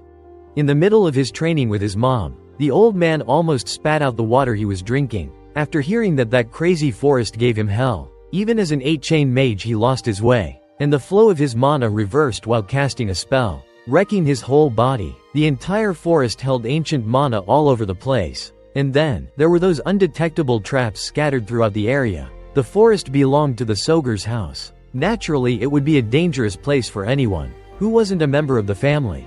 Also, due to the presence of ancient magic, the flow of mana was different from that of modern mages. It was truly the worst place for a modern mage to be.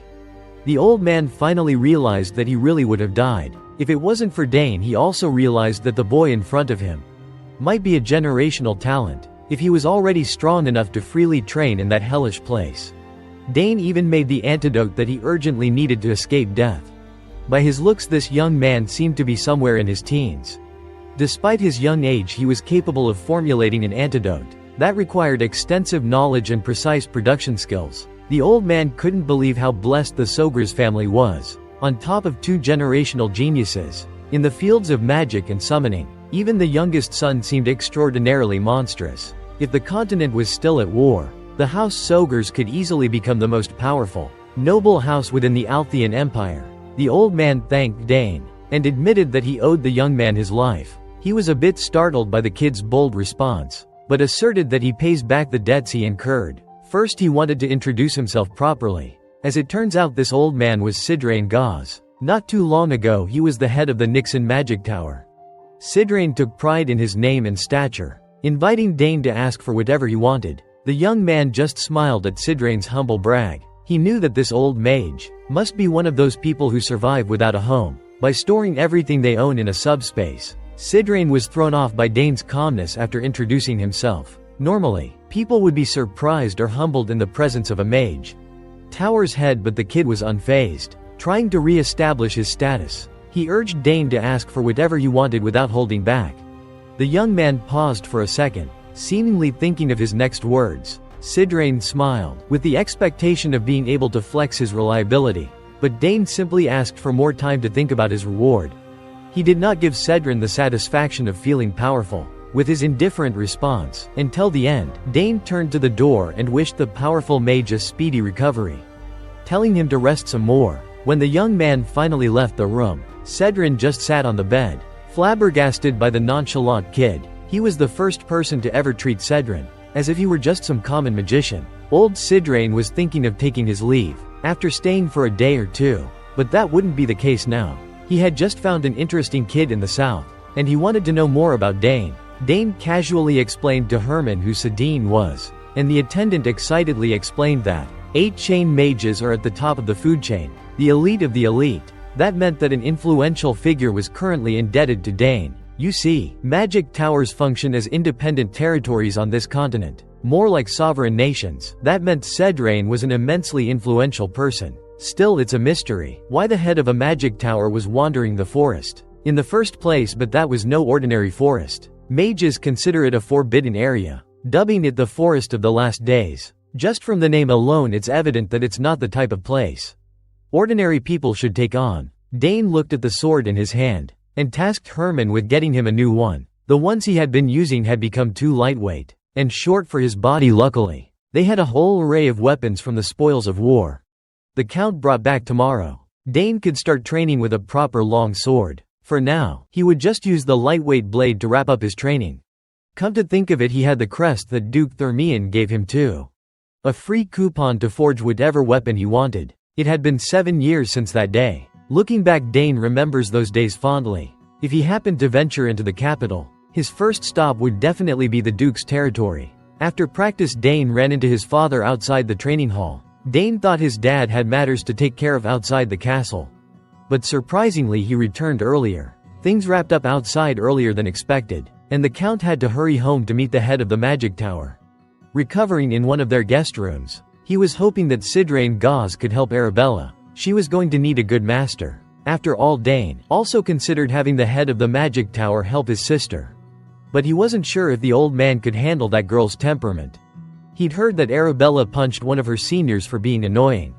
In any case, Count Sogdius praised his son for doing the right thing in saving another's life. Sure, he just did what had to be done, but he still went out of his way to do something that not just anyone can do. Dane had really grown up to be an amazing young man. As the years go by, it's getting more and more difficult for Count Sogers to even catch a glimpse of his daughter's faces. Arabella had finished her extended semester and was now choosing a magic tower to join, while Claire had been appointed as an assistant professor. It's the cost of having extraordinary children. Sure, Claire and Arabella were outstanding in their own right, but the Count also had high expectations for his only son. He often wonders how the world would handle a man of so many talents.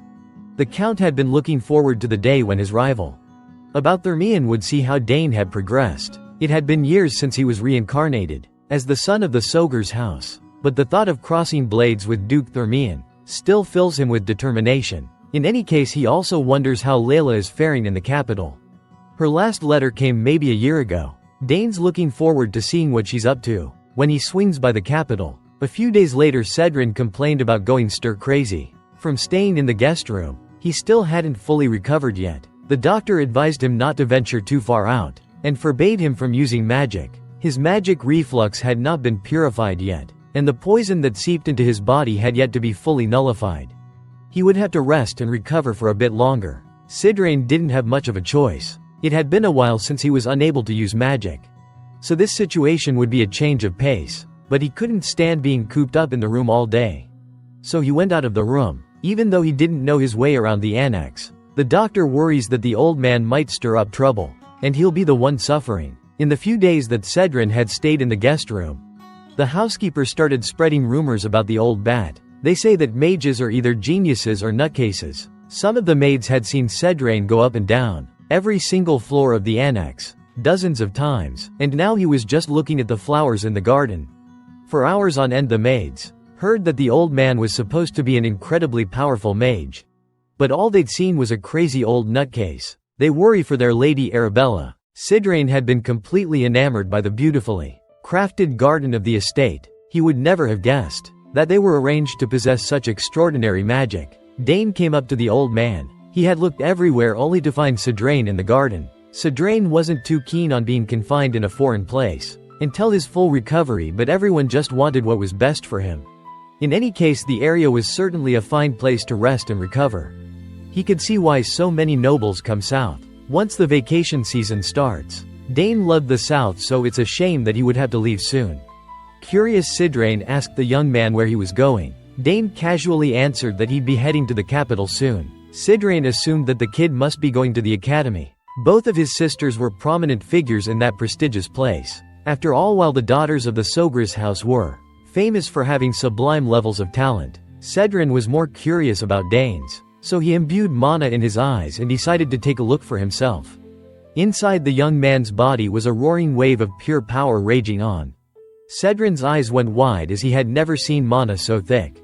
The density of the boy's power was unheard of. If geniuses in his age group could be considered a stream, then Dane was a raging rapid, clearing everything that stood in his way. Normally, the sheer amount of magic in such a young body would be so unstable that it would be on the constant brink of bursting out. But that was not the case here. Dane finally called out the old man for assessing his magic. Without permission, he called it rude. Sidrane awkwardly stopped his prodding and praised the young man for noticing. He apologized and admitted that he might have been thoughtless inside. Sidrane was still trying to make sense of how Dane could contain such wild power inside him. In his years of being an archmage, the young man was a unique case. Confused by the old man's reaction to what he saw, Dane wondered what was up. Sidrane was so focused on the quantity and density of Dane's mana that he only realized now that the kid didn't have a magic circle.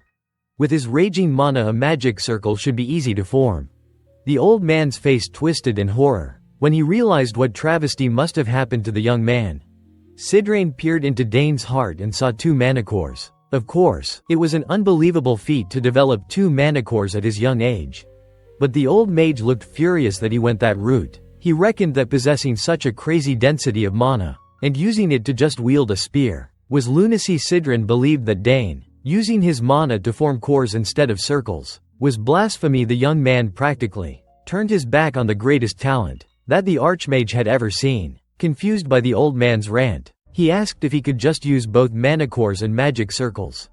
That only served to infuriate the old fart even further. He held his head in frustration at the wasted potential. He doesn't even know where to start explaining the gravity of the hole that Dane dug for himself. Sidrane asked the young man if he knew the reason why the lifespan of magic swordsmen was so short. It's because they possess both mana cores and circles simultaneously. However, those 2 concepts constantly interfere with one another. When they clash, problems arise. It had become an untold law of sorts. The mana compressed in the core would be transmitted to the circle, so a circle that cannot handle the raging power would burst to pieces. Dane had a basic grasp of the concept himself, but he didn't know that it could be that bad. Sidrane had become grumpy, seeing the best talent in the world squandered to train with a spear. Dane worriedly asked if it would really be impossible for him to pursue magic without a circle. Sidrane explained that while not impossible, refining mana without a circle to use spells that require purified magic would be theoretically improbable. Also, many have tried going down that theoretical path, but all attempts that Sidrane had personally seen have ended in failure nevertheless. This did not discourage Dane from giving this path a shot. Although he hadn't properly tried it before, he just felt like he could cast spells without the refinement of a magic circle. Sidrane thought the boy was going mad, so Dane did not waste any time and started utilizing what he already knew. to rearrange a magic code he was familiar with. After manipulating the runes and the mana in the air, the process went smoothly. With the rearranged magic code, he managed to produce a fire spell that had a decent kick to its explosion. All doubts in his mind were erased as he made it work. It was only a basic one-chain spell, but he managed to cast a spell without a magic core. Sidrain's mouth hung wide open in shock. Common sense dictated that anyone without a magic circle shouldn't be capable of casting spells. In his years of overseeing the Nixon Magic Tower, he had never seen anything like it. Dane continued modifying the magic code, and created a mana barrier around his body. He explained that Arabella had discovered his high affinity for magic, and wondered if that was the reason he could do improbable things. With mana that could be the case, but what he was doing was way out of the theoretical realm. Sidra Gau has stood at the pinnacle of mages for a long time now. This was his first time feeling what the commoners felt. In the face of the elites and their otherworldly capabilities, he's witnessing a real-world shattering innate talent. Meanwhile, Dane was just amused that he managed to make the spells work. The old archmage's knees trembled in excitement. Dane had unparalleled mana affinity, and purer and denser energy than anyone else in the world. The kid is the real deal, a one-of-one prodigy. Sidrain couldn't take it anymore. He immediately asked Dane if he would like to become a personal disciple. The old man worked really hard to convince Dane to learn his teachings, believing that ignoring such a talent would be a disservice to the world. Dane was getting tired of the old fart's persistence. When Sidra asked if he knew how to use a two-chain magic spell, the young man hasn't been exposed to two-chain magic codes, so he can't cast a higher-level spell. Sidra Gau laughed and bragged that if Dane went under his tutelage, he would be able to cast 8-chain magic spells in no time. Still, Dane politely declined the invitation. Tutor's patience was running thin. Suddenly Count Sogers interjected, and laughed at the closeness of the Archmage and his son. When asked what the two were discussing, Dane honestly answered that the old fart kept on trying to take him in as a disciple, even after refusing several times. At least, Sidra knew how to behave properly in front of the man of the house, as he praised Dane for his potential to become a great mage. In the future, he emphasized that Dane has a brighter future than anyone could even imagine, given that he could already use chain-level magic without a circle. As a warrior, Count Sogris had a rough idea of how unbelievable that fact was. At this point, the Count had stopped being surprised by his boy's inhuman feats. The young man had no basic knowledge of spells, yet he could naturally cast them. The Count also praised the former head of the Magic Tower for immediately seeing Dane's talent. But even though the word talent wouldn't suffice, Dane is a genius who could actually succeed in becoming an unparalleled magic swordsman. Hearing that phrase, Count Arkin imagined his son denouncing the spear and taking up the sword. His jolly mood shifted, and you could feel the anger in the air. The title of magic swordsman just doesn't sit right with Archon. Dane cringed at the fact that Sidrain brought up a word that should never be brought up. In front of his father failing to read the room, Sidra continued to hammer in the possibility of Dane becoming a magic swordsman. He even promised to take full responsibility and make the young man into the Empire's most powerful fighter. By the time he realized the Count's mood swing, it was too late. Count Arkin screamed that his boy could not become a magic swordsman. At the top of his lungs, Sidrain argued that sword and magic would be the perfect combination for a genius suited for both. Arkin continued ranting that his boy wouldn't become a magic swordsman. If anything, he'll become a magic spearman instead. Sidrain finally knew what the issue was. Dane just tried to stay as quiet as possible, as his father calmed himself down. Poor Sidrain had never met a family as abnormal as the Sogresses. You see, to a mage, becoming a disciple carries a great deal of meaning. Mages, especially powerful ones, normally raise their successors through the act of something called inheritance. It's a tradition carried through from ancient times to modern times. Even when universal magic education had long since been established, what Sidra Gau was looking for wasn't simply a disciple, but a successor of his life's work and the ones that came before him. Given how an 8-chain archmage was still desperately trying to get him to accept the invitation, Dane had gained a great deal of confidence in his talent and potential. He could feel a sense of unknown feelings swirling in his body. Now that he had become familiar with the basics of magic, he remembered a gift that Arabella left him a few years ago. It was a crystal ball he could use if he wanted to see his sister right now.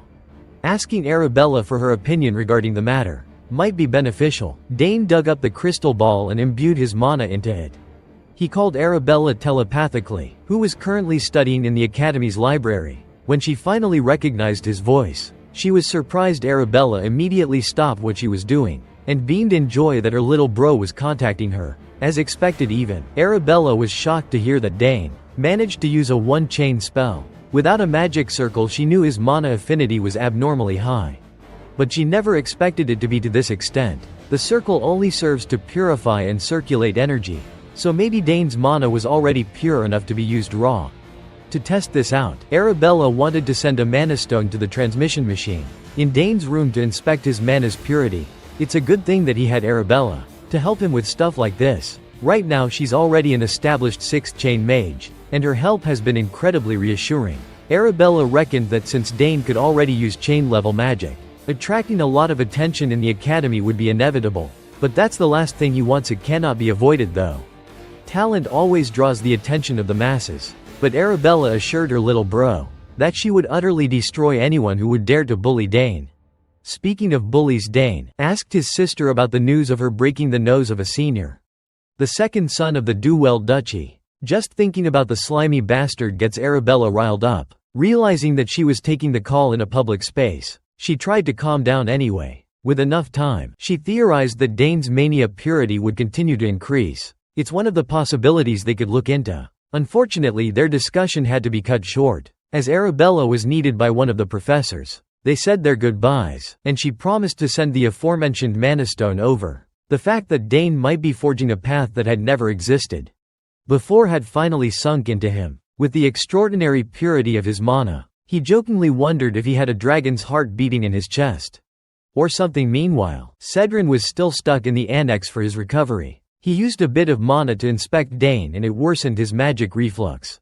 He might have to stay for longer. If the kid would just accept his offer, he could have the most illustrious legacy among mages. He wondered just what he could do to entice the young man to join his side.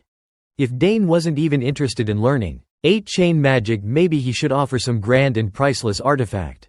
Or pass on an inheritance refined through multiple generations. But if he offered his treasures up front, Sidrain could get scammed and he would have nothing left. As he was racking his brain for ideas, Sidrain knocked on the door. Sidrain wondered if the kid came over to apologize, or maybe even changed his mind regarding the offer. Dane came to find the old bat, because he had something he wanted to say. Sidrain immediately assumed that the young man finally reconsidered becoming a disciple, but Dane quickly shut that nonsense down. It's not like he had no interest in magic at all. Sidrain asked if he already had a master or something, and that's why he kept refusing. But that's not the case either. Thinking that he was just being played, Sidrain asked why the young man, what he wanted to talk about. It's simple actually. Dane didn't know the rearrangement code for 2-chain magic yet. Learning from his sister would be difficult as she's far away. In the end, the best method would be to learn under Sidrain. A literal archmage, the old bat still owes him for the rescue. So refusing his request offhand won't be possible. Dane admitted to the old man that he does not want to only walk the path of a mage. He's not just going to become a magic speeder either. He wanted to become a magic speeder. Assassin summoner as far as Sidrain knows. Something as crazy as that doesn't even exist. Hell, Dane would even add swordsman to that title too. The absurdity of the young man's aspirations thoroughly frustrated Sidrain. To achieve that mouthful of a title, Dane had to draw the line, and refuse to become the old magic tower head's disciple. Based on the young man's determination, Sidrain could see that Dane was already set in his way. Then an idea came to mind. The old mage stood up and asked if Dane would be interested in a letter of recommendation. Since he was aiming to enter the academy, getting a letter of recommendation from the former head of Nixon Magic Tower would be a massive boost to his reputation. Dane thought about it briefly and reckoned that it wasn't a bad offer. By any means, so he accepted the letter of recommendation, and while they were at it, he wanted to make another request. Sidrain quietly laughed to himself, thinking that the young man had finally come around. He can finally start securing his grip on an unparalleled genius. Seeing as the old man was feeling generous, Dane asked if he could learn the rearrangement code for 2-chain magic. That won't be a big deal for someone like Sidrain. He knew the rearrangement code for all 2-chain magic in existence. After all, Dane is still young. Giving him a letter of recommendation for the academy, and some 2-chain magic codes, wasn't a big deal, although he wasn't in his best condition right now. Sidrain could start their lessons immediately. Dane slyly smiled to himself as he just reeled in a huge catch. He extended his hand and declared that with everything on the table, they could consider Sidrane's debt from being saved paid in full. The old bat said it himself. Since he owed Dane a great deal of gratitude, he could ask for anything. So here he is asking for what he wants. Sidran did not like being played like this. He really thought he was finally getting a disciple. Dane's answer to his invitation remained the same. It's a big no. The old bat was tricked by a 14-year-old child. Refusing to back down, Sidran insisted that the young man asked for two things, when he only owed Dane for one thing. The young man begged to differ though. First, he saved the unconscious old man from the forest. Second, he nullified the poison rampaging through Sidrane's body. He could have added the fact that he had to carry the unconscious old man all the way back to the annex, but he'll just consider it a bonus. Sidran had no more rebuttals. He was thoroughly and logically defeated. He wondered how such a daring child existed in this world. Finally, Sidran and Dane set up their lessons in the training hall. The old man had partially accepted that he might not get Dane as an official disciple, but he could continue to curry favor with the kid, in case he changes his mind in the future. Sidra just could not bear to let such a talent go to waste. The lecture finally started. They would have to work around Dane using chain-level magic. Without a circle, the young man would have to pay close attention, as the rearrangement code for two-chain magic is a lot more complicated than one chain. There are countless aspiring mages who can't even break through to this stage, and end up giving up Dane locked in. Glad that he has such an accomplished instructor. Sidrane saw the sparkle in the kid's eyes, and made sure not to go easy on Dane. He still had his reputation as an archmage to uphold. After all, two chain codes are on an entirely different level, because the caster has to calculate the amount of mana themselves, the magic density in the atmosphere, and even the state of the body plays a vital role, all at the same time. Magic's complicated nature is the reason most people give up on it entirely. Sidrane gave the complex definition, expecting Dane to ask for a simpler explanation. When he asked the young man if he needed any clarifications, Dane just smiled and let him continue to. Dane, learning not only the rearrangement of magic codes, but also information he had no idea about, was eye-opening. To make sure that he really got the principle, Sidran asked him to discuss the rearrangement laws of magic.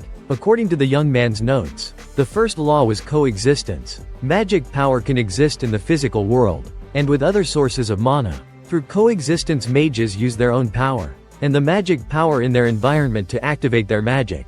The second law is conservation. If magic power can collect enough of a particular elemental material, it can exhibit different attributes through conservation. Not only does Dane have a deep understanding of magic's nature, but he's also adding his own interpretations. Most people would find the theory of magic boring, but that wasn't the case for the young man at all. He had talent, tools, and a hunger for knowledge. How could such a perfect mage candidate exist? Continuing the lecture, Sidrane explained that magic codes become exponentially more complicated every time the chain increases. Rather than discussing theory, it would be easier to demonstrate. Sidrane adeptly summoned a sliver of his mana, and made a simple grid of magic to demonstrate a one-chain magic cast. Using the simplest rules, however, the complexity rises from two-chain onwards. He transformed the sliver of mana into a swirling mess of runes and power, showing the rearrangement code for two-chain magic. Dane concentrated on the brilliant display, and focused on how complicated the knots were. Sidrane manipulated his code and formed the two-chain fire magic. Fire arrow when it comes to magic codes. Using them repeatedly is the key to mastery. The old man reckoned that Dane was finally recognizing how complex magic can be. According to his estimation, most people would take at least a year to jump from one chain to two chain codes.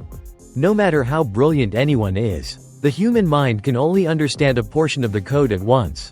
Sidrane noted that he'd be able to observe Dane's progress for about a week, as he drip-fed him the technique of mastering two chain codes. But Dane wanted to give it a shot. Already Sidrane didn't see the harm in it, expecting the boy to fail miserably. But when Dane started calling his mana out of his body to create the first code, he felt like he was witnessing a master at work. The young man locked in, and used his hands to manipulate the pure mana swirling in the air. He ultimately formed the same grid that Sidrane demonstrated, as the primary form of one-chain codes, based on the lines at a set length and width with fearsome accuracy. The old man was thoroughly impressed. Dane could have stopped there, and he would be considered an indisputable genius. But where's the fun in that? He went further and deconstructed the mana grid, to slowly form a swirling mess of mana in the air. Sidra was stunned to see a perfect replication of the rearrangement code. For two-chain magic he had just demonstrated once. When asked how he managed to do it so fast, he simply answered that he copied. Through observation and memorization of rules and patterns, he pictured every factor in his mind while forming the magic code. And it came surprisingly easy to him. Sidra just kept getting wowed time and time again. Even though he is a magic genius, took a while to get to two-chain. A boy without a magic circle easily made it in just a few minutes. As if he was trying to give the old man a heart attack. Dane declared that he would try to use the fire arrow spell as well. He made the mana and runes move around his body at impeccable speeds. Finally he managed to rearrange the code, in perfect order to manifest multiple fire arrows. Sidra looked at the perfectly crafted fire arrows, refusing to believe what he was seeing. Seeing what this boy was capable of, was making the old man spiral into an existential crisis. If only he had Dane's talent growing up, he would have long since attained his dream of 9-chain. Dane freely controlled the fire arrows, making them fly all over the training hall. As the old archmage tried to compose himself, even Dane was surprised that everything came naturally to him. In one go, one thing was certain: the world would flip out when they saw a mage without a circle performing magic miracles. Sidra knew that Dane's talent would need to be hidden, before all sorts of people tried to approach him, with impure intentions also. He was still not giving up on making the kid his disciple. Since Dane picked up the first code so easily, they could just keep going and learn even more codes. Sidra reckoned that he might have to be careful about what he included in Dane's letter of recommendation to the academy. At the end of the day, Dane lay in his bed reflecting on his magic lesson. He resolved himself to properly learn both theory and practice. Thinking about his past life, he had been forced into a life where he did not even have the option to learn magic. In the circumstances where he didn't even know when he would die in battle, trying to make time to learn magic was a luxury he could not afford. He had his hands full with swinging the sword, and trying to survive while doing so. Up until a certain point, magic prioritized theoretical learning over practical spellcasting. In this life he had the time, resources and talent to look forward to learning a lot more things. Dane could combine the theory he learned from Arabella, and the talent he was born with, and now he could even show explosive growth if given simple guidance. Since he was being taught by a former tower master, he found himself looking forward to what kind of magic he would learn. In the following days, half a month later, Dane came to his father with a request to make something called a magic reagent. Since they didn't have the materials, he would need to go out of the territory. His father was a little startled by his son's progress. Sidra backed Dane up, assuring Count Saugers that Dane was ready for a reagent, now that he had mastered 4 rearrangement codes already. Usually for geniuses it should take a month to learn one code. Count Saugers also understood that magic regions were hard to come by. Dane only learned about them while reading books in the family's magic library. Sidra had long since accepted that the kid was just built different. He was even elated that Dane was interested in something as boring as magic reagents. Finally the Count agreed to the plan, believing that this would be a great experience for his son. Since he was going outside, Dane would be able to see their territory for himself too. He smiled and thanked his father for trusting him to venture out. Dane set off on a short journey to the outer regions of Saugers' territory. Alongside him were Sidra and Herman. Even on the outskirts the people of Saugers County still looked at and talked about him with veneration. Dane returned their welcoming sentiments with kindness and a smile. Through this journey, Sidra engaged that Count Saugers must be a kind lord to his subjects. Based on how happy the people were, the South really does have a lot to offer. They have delicious snacks, great weather and good people too. It's a sight that's extremely rare to see in the capital. That's why Dane loved this territory so much. Their small caravan had been traveling around the outskirts for a while trying to reach the magic supply shop. Dane had never been to the shop before, so he called on Herman to lead the way. The three sped up and quickly reached their destination. The shopkeeper of the magic shop was shocked to see the famous young Master Dane enter her humble business. She complimented him on his silver hair and stunning emerald eyes, and Dane thanked her. Not many people from the fiefs come to her shop to buy magic supplies. Lately, fortunately, she's been getting by, thanks to a lot of foreigners interested in magic. The shopkeeper also recognized Sidra, the former lord of the magic tower, and expressed how grateful she was to have him in her shop. The old man was in a good mood now that someone finally recognized him. She invited the duo to browse her wares freely, and told them to call her if they needed help with anything. Since it was Dane's first time in a magic shop, Sidra urged him to look around as much as he wanted, while the old man talked to the shopkeeper. The cursory glance, Dane could already see a lot of cool stuff on display. They had potions, gems, charms and everything magical, though, he found it a little strange that he was feeling some sort of déjà vu. Moreover, he discovered that touching the wares showed him their magic reaction. He just chalked it up to his high affinity and continued browsing. Suddenly a faint ringing sound echoed in his ears, seemingly demanding his attention. He could feel a particularly strong reaction from one side of the shop. Just as he approached that section, the owner informed him that everything on that side was just decorative items. Sidra called Dane over to take a look at some potion ingredients. Together the old man had already picked a few raw materials, such as moonroot, which could be used in at least 50 different potions.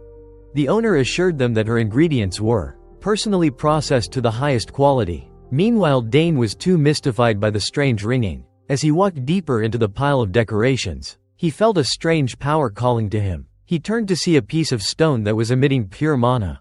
It must also have been the source of the ringing. Dane hurriedly approached the stone, as though his body was moving on its own. Herman, seeing his young master behaving oddly, ran over with concern to him. His young master was simply staring at a plain rock, stuck in the wall as decoration. Dane wasn't entirely sure what was happening, but the stone was undoubtedly calling to him. He took it out of the wall and held it in his hands.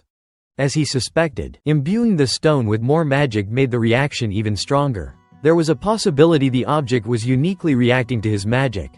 Meanwhile, old Sidra was still picking up raw ingredients left and right. Dane went over and asked the store owner what the story was behind the stone he had just plucked out of the wall. As the owner had said earlier, it was just decoration, but what kind of decoration has a magic reaction that is stronger than anything else? In the shop, Sidra asked if the owner had been cheated with the rock or something, and she admitted that a few years back, a peddler gave her a big package as payment. When she excitedly opened it, she found the plain stone inside. She held on to hope and had a mage appraise the stone. But it was confirmed to be just an ordinary rock. Based on Dane's interaction with the object, it was clearly not a normal rock. The owner urged the young master to focus on her other products and a few special magical artifacts. Instead of wasting his time on a rock, she tried to sell him a lot of valuable magical artifacts of all kinds. But Dane was still transfixed by the strange stone in his hand. It was the only thing he wanted. She showed him a name scroll card that automatically reads and stores all kinds of information, to be catalogued in the end. Dane bought the scroll card and the useless stone. He was sure this wasn't an object he could just leave behind. Even Sidra was confused about what was going on in the young man's mind. On the ride back, the old bat curiously asked if Dane had an interest in decorative art, or if he really believed there was something special about the stone. When he explained that the slab was reacting to his magic, Sidra kept an open mind. Although he didn't see anything special, his curiosity was definitely piqued. Since there were too many people on the streets, the small caravan hurried back to the castle. Sidra set up an invaluable experimentation tool to help Dane figure out what the stone really was. He was confident he could appraise the stone accurately. Still, a mage had already appraised it and found nothing remarkable. Sidra arrogantly declared that no mage appraiser was better than his tool. He had put all his funds into the state-of-the-art device. For appraisals, he was confident it could analyze anything placed on top of it. Both of them were pretty eager to see what was up. With the seemingly ordinary slab of stone, Sidra placed the object on the platform, and tasked Dane with imbuing his magic into the slab, to stimulate a reaction. When Dane did just that, the stone immediately began radiating a richly dense amount of magic power. It lit up in the middle of the appraisal tool, its radiant swirling and forming something complex. Sidra carefully monitored the explosion of light, keeping his eyes on the stone slab. Seeing his tool manage to bring out the mystery inside the stone, Sidra could finally hold his head up high again. After being humbled by the kids so many times, the mana coming from the slab danced around the room, forming runes in the air. Dane immediately understood what they were looking at, as he had been learning about these things with Sidra for weeks now. Inside the stone was a magic code. But the old bat declared it wasn't just any ordinary code. It was amazing. Floating around them was a code whose structure, arrangement and intricacies had never been seen before. It could be as complex as a 6-chain or even 7-chain code. So the magic stone had a hidden code inside, and Dane's magic seemed to hold the key to unlocking it. The stone only responded to his mana. Sure, they had managed to bring the code out, but decoding what it was and why it only reacted to Dane's magic was an entirely different challenge. Even Sidra, who was well versed in the magical arts, was unfamiliar with this particular type of magic, yet his pride as a mage made him determined to crack the code. If he could succeed, they might uncover what made Dane's magic so unique. While Dane and Sidra were working hard to decode the magic, in the So Grace training ground, Arabella was busy doing her own research. Back in her personal academy laboratory, her lab was filled with neatly arranged books and artifacts from her various studies. Arabella had stored her little brother's mana signature in a magic stone and confirmed that there was indeed something unusual about Dane's power. His magic had a distinct characteristic, one that didn't match any known form of magic. She ran numerous tests and studied countless research papers, yet she still couldn't pinpoint which magical field this anomaly belonged to. She had tried everything: magic reagents, magic gates, magic engineering, and still nothing yielded an answer. But she was convinced the truth was out there hiding somewhere. Then she suddenly remembered hearing about a long-lost field of magic, one that had disappeared from the magical world. Perhaps Dane's magic was related to this forgotten field. Arabella began rummaging through her mountains of books and literature, trying to remember where she had stored that old tome. It was a book that discussed alchemy, divination, spiritualism, necromancy, and a primitive form of magic code. While she excitedly searched, another dusty tome fell from the shelves. She picked it up, noticing it was an ancient magic book. Come to think of it, she had once studied the long-gone magical kingdom of Arcana, a civilization said to have existed over 2,000 years ago, and inherited ancient magic from an earlier age. It was said to have practiced forms of magic that no longer existed. Arabella laughed to herself, shaking off the idea ancient magic had vanished a long time ago. There was no way Dane's magic could be connected to such a relic of the past, but at this point, she had nothing to lose, so she decided to try something unconventional. She placed the magic crystal containing Dane's mana into her magical typewriter, and referenced the ancient magic book. After a few moments of concentration, Arabella opened her eyes in shock. The crystal was reacting. She quickly wrote down the mana's properties, her mind racing, as she wondered if Dane's magic could be linked to alchemy, divination, or something entirely different. Arabella would be fine with any result, as long as it didn't lead her brother toward necromancy. When she finished analyzing the findings, she felt as though she had been struck by lightning. All she could say was, what in the world are these findings? Back in the Sagar's training ground, Dane and Sidra were still hard at work, trying to elicit more reactions from the stone. After some time, Sidra finally broke the seal on the slab. Inside the slab there was something else. The old man carefully extended his hand and pulled out the object. It was a simple accessory, a silver bracelet emitting dense magic power. To the untrained eye, it looked like any ordinary bracelet you could find in a marketplace. Sidra initially thought there might be something special about the bracelet's material, but it seemed mundane, given that the stone only responded to Dane's mana. Sidra suspected the same would hold true for the bracelet. Dane slipped the bracelet onto his wrist. It dangled loosely at first, seemingly too big for him, but then came the reaction. The bracelet lit up, resonating with the magic in Dane's body. As expected, it only responded to him. Dane started to see strange characters emerging from the bracelet, glowing faintly. Sidra leaned in for a closer look, while Dane anxiously asked if the old mage could decipher the symbols. To Dane's surprise, Sidra's face lit up with a broad smile. The characters were ancient runes, characters that no one in the current world could read. By ancient, CD Rain meant the language of the long-lost Arcana kingdom. Dane only knew a little about Arcana from what Arabella had told him when they were children. She described it as a time when magic ruled every aspect of life. But then, suddenly and mysteriously, the era of magical prosperity had ended, leaving behind only a few relics and legends. And now this strange line of magic code, sealed inside a stone, had been added to the ancient puzzle. Sidra knew that Dane's magic was special, but he never imagined it would be linked to the ancient Arcana kingdom. This revelation intensified Sidra's desire to have Dane as his apprentice. After all, the Forest of the Last Days, which had defeated even Sidra, was rumored to be imbued with remnants of Arcana's disruptive magic. Dane's connection to this ancient power now made sense. Unfortunately, all they had at the moment were those few lines of indecipherable runes. Sidra urged Dane to take his time and dig deeper into this mystery, but warned him to keep it a secret for now. Suddenly their moment of quiet study was shattered. A terrifying sound echoed across Sagar's territory, causing both their eyes to widen in distress. Something horrifying was approaching. The familiar sound of the alarm catches them off guard, and it doesn't take the old man long to realize this must be the alarm for a monster attack. Well, that's enough to get him fired up, because now that his body is almost fully healed, he's itching to flex his old muscles and get the blood pumping. Plus it's a great chance to repay the Sogris for their hospitality. The excited old coot quickly tells Dane not to just stand there and to grab a spear or something, but Dane just stands there with little to no expression. He silently reaches inside his coat and pulls out a pendant. Sidra raises an eyebrow and asks about the thing he is holding, and why the monster alarm sound is coming from it. Dane then breaks it to this excited old man that the sound has nothing to do with monsters. It actually means his eldest sister is trying to contact him. The old man's excitement deflates like a balloon as the realization sinks in, and he grumbles at Dane for not mentioning it sooner. Dane just laughs awkwardly, reminding the old man that it goes without saying, there's no reason for monsters to be in this area. With that cleared up, Dane decides to respond to his sister's call, while the old man stands there with a disappointed look on his face. As Dane connects, his sister immediately asks why he took so long to respond. He simply apologizes and asks her about the reason behind her call.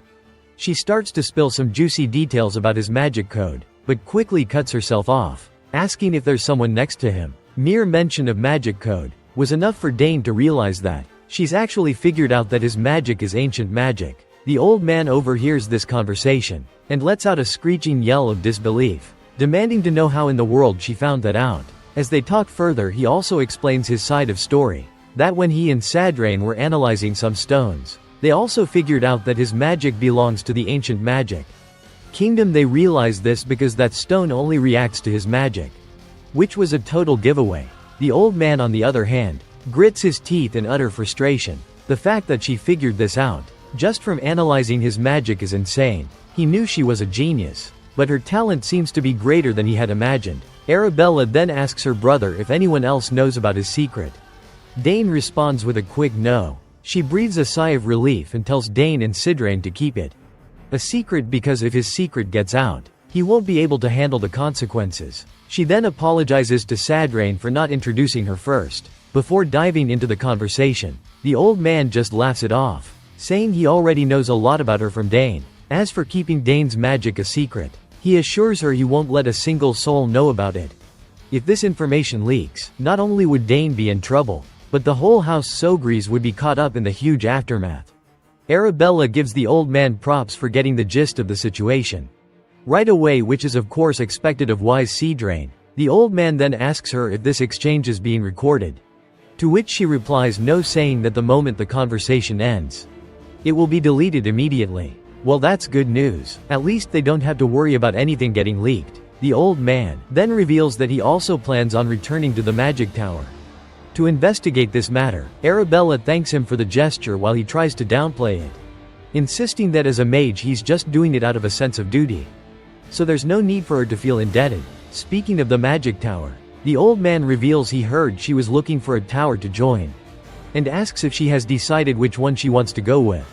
Arabella quickly realizes he's hinting at her joining his tower, so she tries to sidestep the question, saying she's not considering the Nixon magic tower because it doesn't specialize in the field she's interested in. Of course, this leaves the old man annoyed once again. He was already wondering where Dane's cleverness came from, and it looks like it's inherited from his sister. He doesn't voice his frustration though. Instead, he just laughs it off, saying she doesn't have to join their magic tower after all. Meanwhile, Dane feels a bit concerned watching this old man, especially since his sister was so straightforward with her words. Anyhow, she decides to wrap up the conversation by telling him they can talk about the details later. After exchanging greetings, she cuts off the connection. Sidra comments on how his sister has become quite an impressive person, to which Dane agrees, mentioning that the artifact in front of them was also made by her. He adds that this compact crystal ball is trendy among young mages. The old man smiles and admits it's quite impressive, but we can also see the frustration on his face as he says he doesn't need such an item. He explains that when you reach the 8th chain, wasting time talking to people is not something mages do. Dane can sense why the old man is saying this. The fact that this old kook doesn't want a trendy item like that only hints at the fact that he doesn't have any friends later. Dane spills everything to his parents about the ancient magic, and his mother looks quite concerned to hear this. But his father reassures them that if anyone targets Dane, they'll make them pay. His mother agrees, saying she won't hold back when it comes to the safety of her son. Once again, Dane feels a bit uncomfortable with their intense protective instincts, but he has to admit, there's nothing safer than being looked after by the two of them. Saugers then states that if what Dane said is true, does that mean their lineage holds latent ancient magic? His wife acknowledges this, and also wants to know if any of their ancestors had it. She decides to check on her side of the family first. The matter is quite intriguing, and Dane can't help but wonder, what could be unearthed if both sides of the family dug into this? Though it's not really important to him, it still makes him curious anyhow. His mother reminds him that he's already surpassed his limits. In many ways, if he continues to stay here, it might hinder his growth, so he should consider slowly making his way to the capital. The mention of the capital startles him, and his parents further remind him that he needs to be at least 14 years old to enter the academy. Now that he's at that age, he shouldn't waste any more time, so Grease makes it clear that he wanted to keep Dane for another year or two before sending him off, but it doesn't look like there's anything left for him to learn here. His mother reassuringly puts her hand over his, and tells him he can leave whenever he wants, emphasizing that the decision is entirely his to make. Dane is surprised to see this, because he wasn't expecting them to have already come to terms with the fact that he needs to leave this place. His father is confident that his son will make him proud, and encourages him to go and indulge in his talents. To his heart's content, Dane smiles at this, saying he understands what they're both saying, and he promises to prepare for entering the academy. The family of three smiles as the decision is finalized, and by now Dane is also hyped up to finally transition to the next level in his life. Later, Dane fills to drain in on his decision to leave the mansion. The old man asks if this is really his choice to leave, and Dane confirms it, though he admits it's a bit sooner than he had initially planned. The old man then also expresses his support for Dane's decision, saying that having his talent restricted here would be a waste of potential. He also gives Dane a word of advice, not to reveal too much about his talents all at once to other people. While the academy welcomes talent, not everyone thinks that way, and there are people who might get jealous. Dane is already aware of this though, because Arabella had warned him about it, and mentioned some outrageous situations she had encountered herself. The old man further states that it's hard for mediocre people to thrive in the academy, given the atmosphere, but he assures Dane that House Thermion isn't one of them. Speaking of House Thermion, Dane quickly remembers Leila, and the promise he made to visit her once he gets to the capital. He knows that if he doesn't visit, she would be greatly disappointed in him. He also recalls the crest Duke Thermion gave him, so he plans to think about what kind of weapon he wants.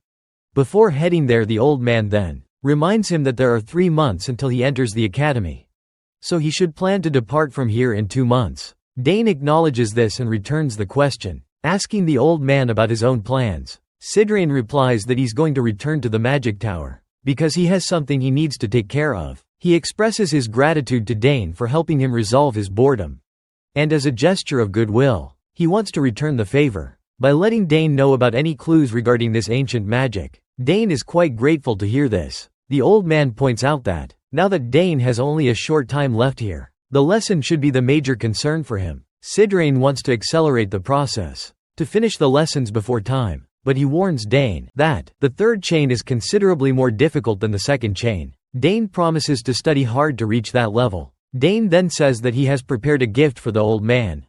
Sidra perks up at this, clearly curious about what the gift might be. Dane promptly pulls out a box, and tells the old man that he received this yesterday from his sister. Using teleportation magic, he explains that it's a very hot item among young people right now. In this particular model is a new, compact crystal ball that hasn't even been released yet. He adds that Arabella developed this new product, and he pulled some strings to get it as a favor. The old man quickly picks up the stone, and he looks absolutely excited to have it for himself. He compliments how pretty the stone looks. Although he claims he doesn't need something like this, he still says he will graciously accept the gift Dane has prepared. No matter how much the old man denies it, the look on his face makes it clear that he's totally thrilled to have this product for himself. Dane then spends his time explaining to the old man how to use the crystal, just like any teenager would teach their grandma. As night descends and he gets back into his room, he reflects on how he has a lot to do in the little 2 months he has left. He reveals to us that his main interest lies in summoning. So he decides to make it his goal to officially take classes in summoning, get issued a summoning sign, and have a chance to take the qualification exam. Since Claire is an assistant professor, he's hopeful he might see her often when he's attending classes. Speaking of summoning, he remembers that he nearly forgot to imbue magic into his familiar. So he promptly grabs the egg and transfers some of his magic into it. You see, for 7 years straight, Dane has diligently imbued magic into the egg every morning and night. But there's still no response. However, since the magic he's imbuing isn't going anywhere else, and is being absorbed by the familiar, he's sure that the egg will hatch someday. The next scene transitions to the academy, where students are chatting about the enrollment exams, which come in the form of 2 tests. One is a common exam while the second is a specialization exam.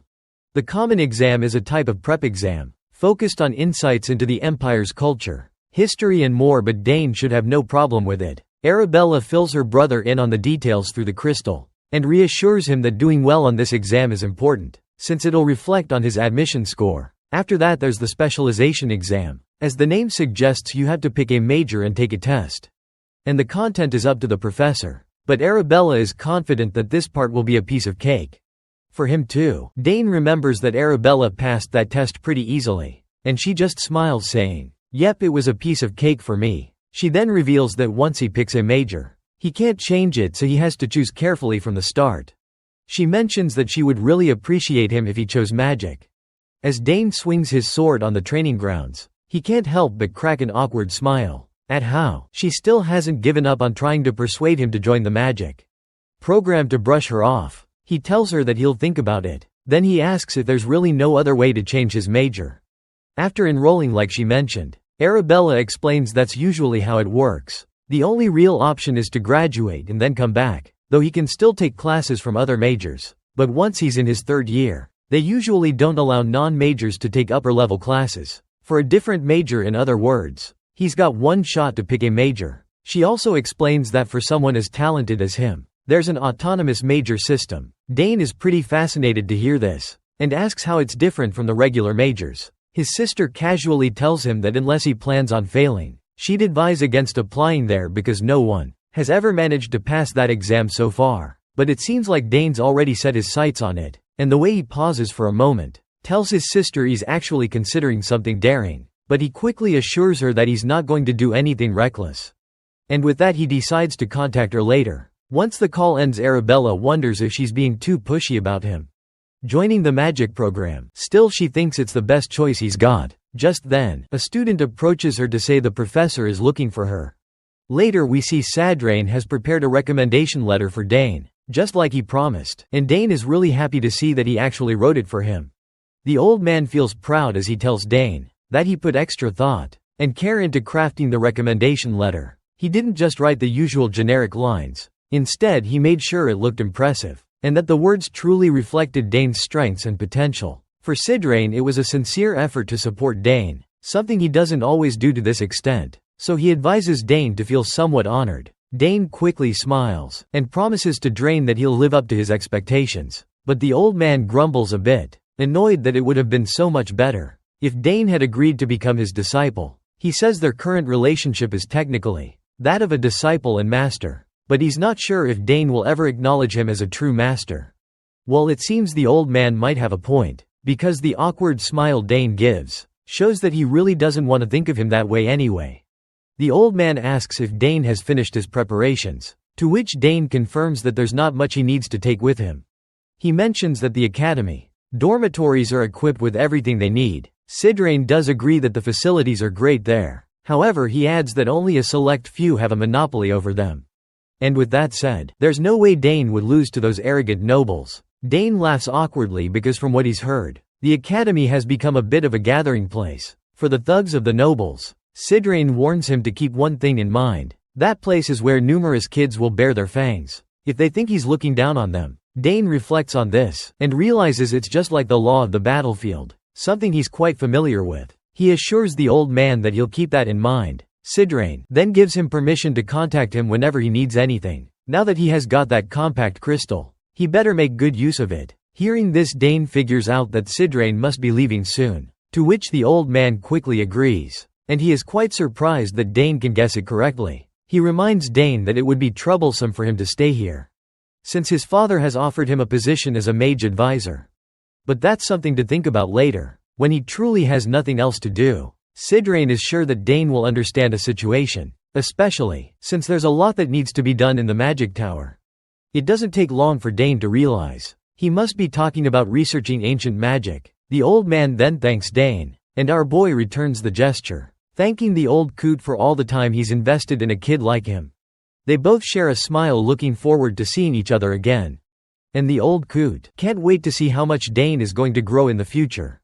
With that, the old man begins to walk away, telling Dane not to come out to see him off, as it would be a bit awkward. Dane wishes him a safe trip, but he can't help feeling a bit sad inside. He's grown quite close to this old man. The next day, Dane's father asks him if he's going to leave. Now that Sidra has departed safely, Dane confirms that he's finished all his preparations. His father then remarks to his wife that with their son leaving too, the castle will feel very empty, but his wife quickly reassures him not to feel too sad about it.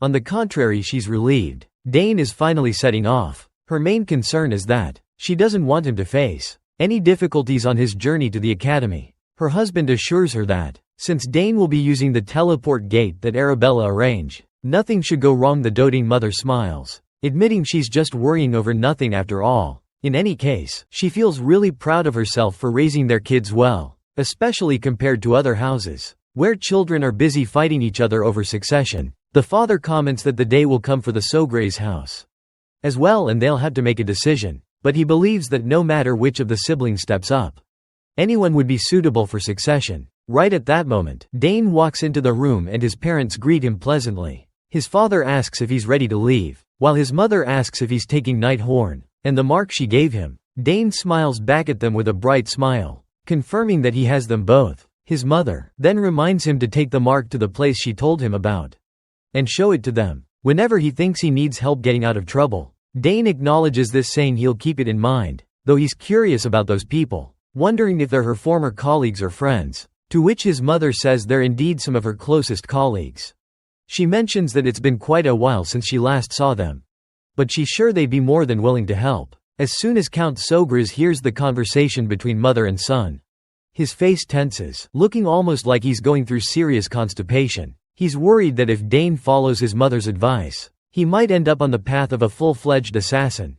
So he quickly speaks up, telling his son to find Duke Thermion. As soon as he arrives in the capital, the Duke will help him until he enters the academy. At this, Dane's doting mother begins to shed tears, sorrowful to see how her son has grown up and is now leaving. Her husband gently reminds her that there's no need for tears, and suggests she send him off with smiles and good wishes instead. Meanwhile, Dane steals his courage. Even though he'd planned to leave, he'd always felt a bit reluctant, but now it's finally time to set off. Herman then escorts him to the teleportation gate, while his father watches from a window. We also see a shady figure working under the Count Sogras' command. The Count tells his man Gilad to tail Dane as carefully as possible, and make sure he reaches the teleport gate safely. Gilad acknowledges the order and gets moving. Meanwhile, in another room of the castle, Dane's doting mother has also summoned her familiar known as Shadow. As expected, she gives him the same command as Sogras gave to his man, which is to ensure that Dane teleports safely. Shadow takes the order and immediately sets off. Once Dane arrives at the portal site, Herman is shocked to see the massive machine for the first time. And it's huge. Dane also acknowledges how truly magnificent it is. The butler comments on how Lady Arabella seems like an amazing person, to which Dane agrees, saying he can see why it took her a whole year to build this. Excitedly, the butler asks if just stepping onto the platform will activate the teleportation. Dane confirms this with a yes. He marvels at how much effort she must have poured into it, because teleportation magic isn't like other kinds. It requires precise arrangement of codes, and the magic has to be continuously imbued, while the code is rearranged, before casting can finally become possible. The gate that Arabella installed is a perfect device, where all the teleportation conditions have been met. Herman then wishes him good luck and tells him to take care of himself. Dane reciprocates the gesture and starts walking toward the portal. As soon as he steps inside, he decides to pour magic into the gate to activate it, just as his sister suggested. Once he does this, the gate opens up and an arcane blue energy engulfs him. As the teleportation takes place, the scene transitions to a bustling street, where everyone is going about their lives. In the middle of it all we see our boy on his horse. A big smile spreads across his face, as he realizes this is the entrance to the capital city Artenia. As he makes his way through the crowd, an unfamiliar voice calls out to him, stating that he's been waiting for him. The man before him appears to be a knight, and he promptly introduces himself as Loic Asmar, captain of the first corps of knights for House Thermian. Seeing the captain of the knights personally come out to greet him as a bit overwhelming for Dane. He never expected this to happen. The knight states that he and his entourage will escort Dane. From this point onward at that moment, he turns his head around and orders his knights to secure the route. And the soldiers acknowledge the orders without a shred of doubt. As they walk, Dane is glad to be in Loic Asmar's care. And the knight feels honored to escort him. Dane starts to feel a strange sensation in his chest. He never thought he would enter the heart of the very Atheon Empire he had hated so much. And here he is as the most promising person to boot. As they move deeper into the town, Dane hears peddlers trying to sell their goods, and he's quite surprised to see that this place actually has everything. He hadn't expected the capital to be this bustling. The knight then reveals that they are finally walking through House Thermian's estate. This perks Dane up, and as he looks ahead, he's absolutely boggled by the magnificence of the place. However, he can't shake the feeling that something is off, as if someone is watching him, making him wonder if he's imagining things. As Dane approaches the entrance, the household servants warmly welcome him inside, leaving him completely astonished. They stand in a flawless lineup, their etiquette and adherence to their roles perfect and natural, quite a stark contrast to what he's used to in the southern region. Once Dane finally comes face to face with Duke Thermian, he promptly greets the head of the house, and plops down on the ground to pay his respects. Thermian accepts the greeting warmly and invites him inside, eager to hear all the juicy details about his tiring journey. Once inside, Thermian comments on how much Dane has changed since the last time he saw him. 7 years ago, he's sure that even kids, 1 or 2 years older than Dane, wouldn't compare to the riz and aura he has. And he's certain that Count Sogris must be a proud father. He further states that, while this place might not measure up to Count Sogris's castles, he tells Dane to enjoy his stay until the Academy's entrance exam.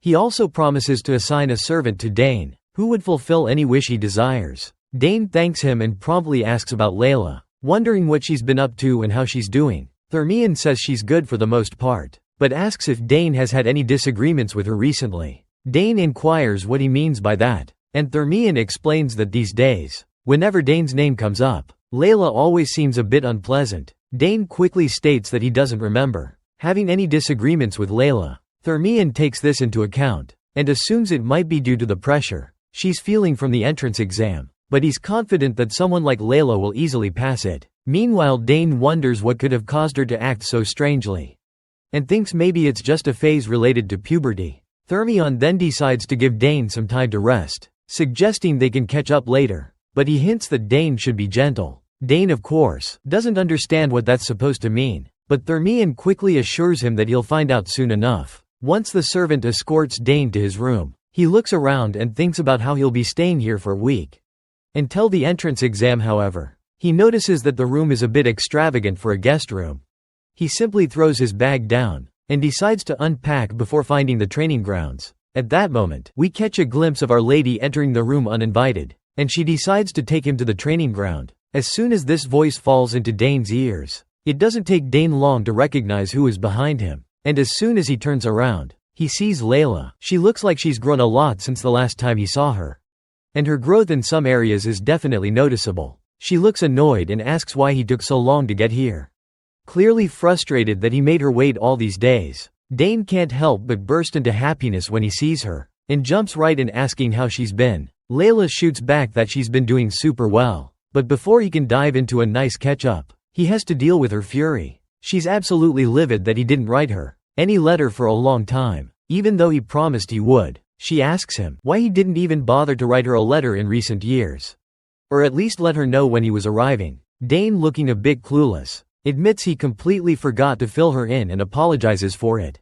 Of course, Leila isn't satisfied with his half-hearted apology. He tries to remind her that at least he actually showed up, like he promised, explaining that he was super busy getting ready to come to the capital, and kind of forgot about everything else. He pleads with her to let him off the hook just this once.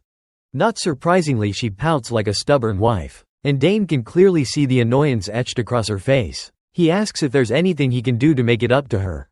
He apologizes again and promises to do whatever. She asks. Leila raises an eyebrow, asking if he's for real. Dane just gives her an awkward smile and decides to agree to whatever she says, to deflect some of her anger. Finally, he asks her what he could do to make it up to her. She thinks for a moment and then suggests they have a little spar. Dane is startled by the unexpected request. Definitely not something he saw coming, but he goes along with it anyway. Meanwhile, Leila snickers, clearly feeling proud of herself. She asks if he's sure he won't regret it, because she's way stronger now. And isn't that whiny kid, who used to learn how to release mana from him? Dane is taken aback by her newfound confidence. It really makes him think that she must have grown a lot over the past 7 years to feel this self-assured. Speaking of improvements, he remembers she mentioned winning a competition in one of her letters. Leila is surprised he remembers that, and explains she won the Dante Cup, hosted by the royal family. As far as he recalls, it was a tournament for kids under 15. She confirms this, saying the competition was fierce and if he had participated, she's sure they would have made it to the finals together. He reassures her that they can totally make up for that now. She then asks if he is sure that he wants to spar, since the entrance exam is near, and if he gets hurt it might be troublesome for him. Dane shrugs it off, saying she does not have to worry about that. But still though, in his mind, he wonders why they would be getting hurt in the first place.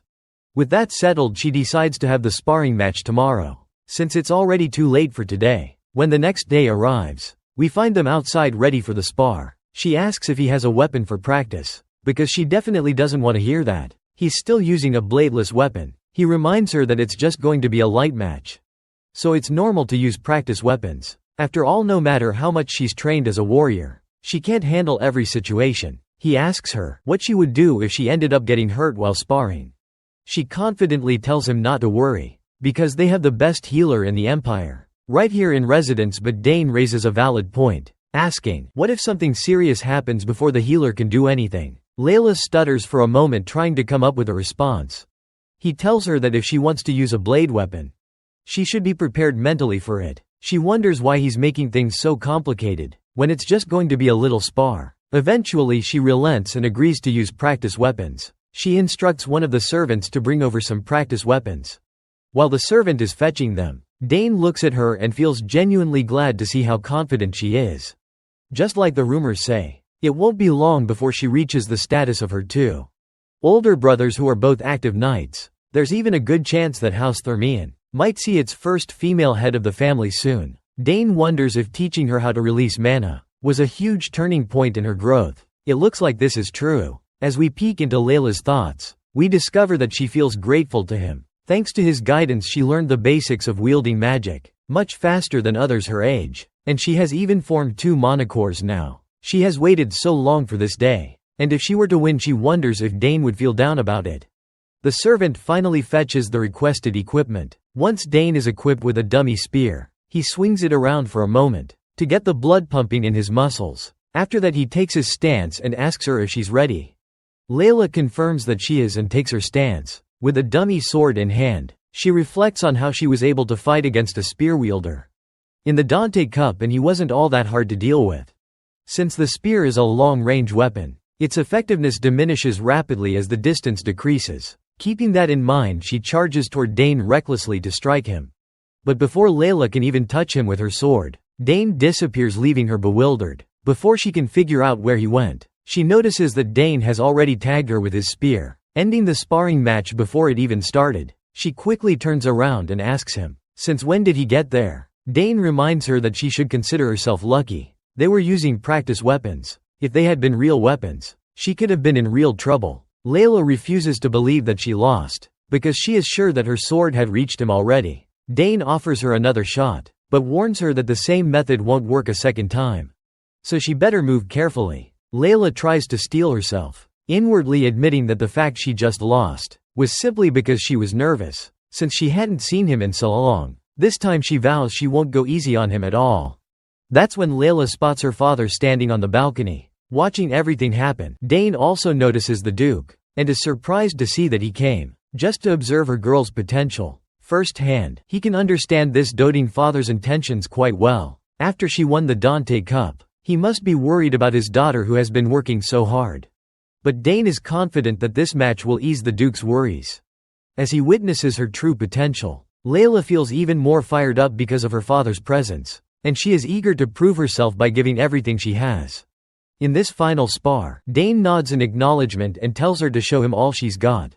As the battle commences, the exchange of blows between the two reaches an insane speed. This time Leila is giving it everything she has, but despite all her efforts, Dane points out that she still has a bit more to go, encouraging her to try harder. The Duke can't help but snicker, feeling proud of his daughter. He's glad to see that in this match. They seem to be evenly matched so far, but he's curious about how it's all going to end. But suddenly something shifts. A strange and ominous feeling creeps into the air, and he notices that the confident smile Dane had just moments ago has vanished, replaced by a serious expression that makes him look like a warrior ready for battle. Well, it seems that Duke is experiencing PTSD, because everything about our boy looks strangely familiar to him. The vigorous sparring recommences, and it becomes evident that both combatants are unleashing their full arsenal, resolute in her desire to triumph over Dane and impress her father.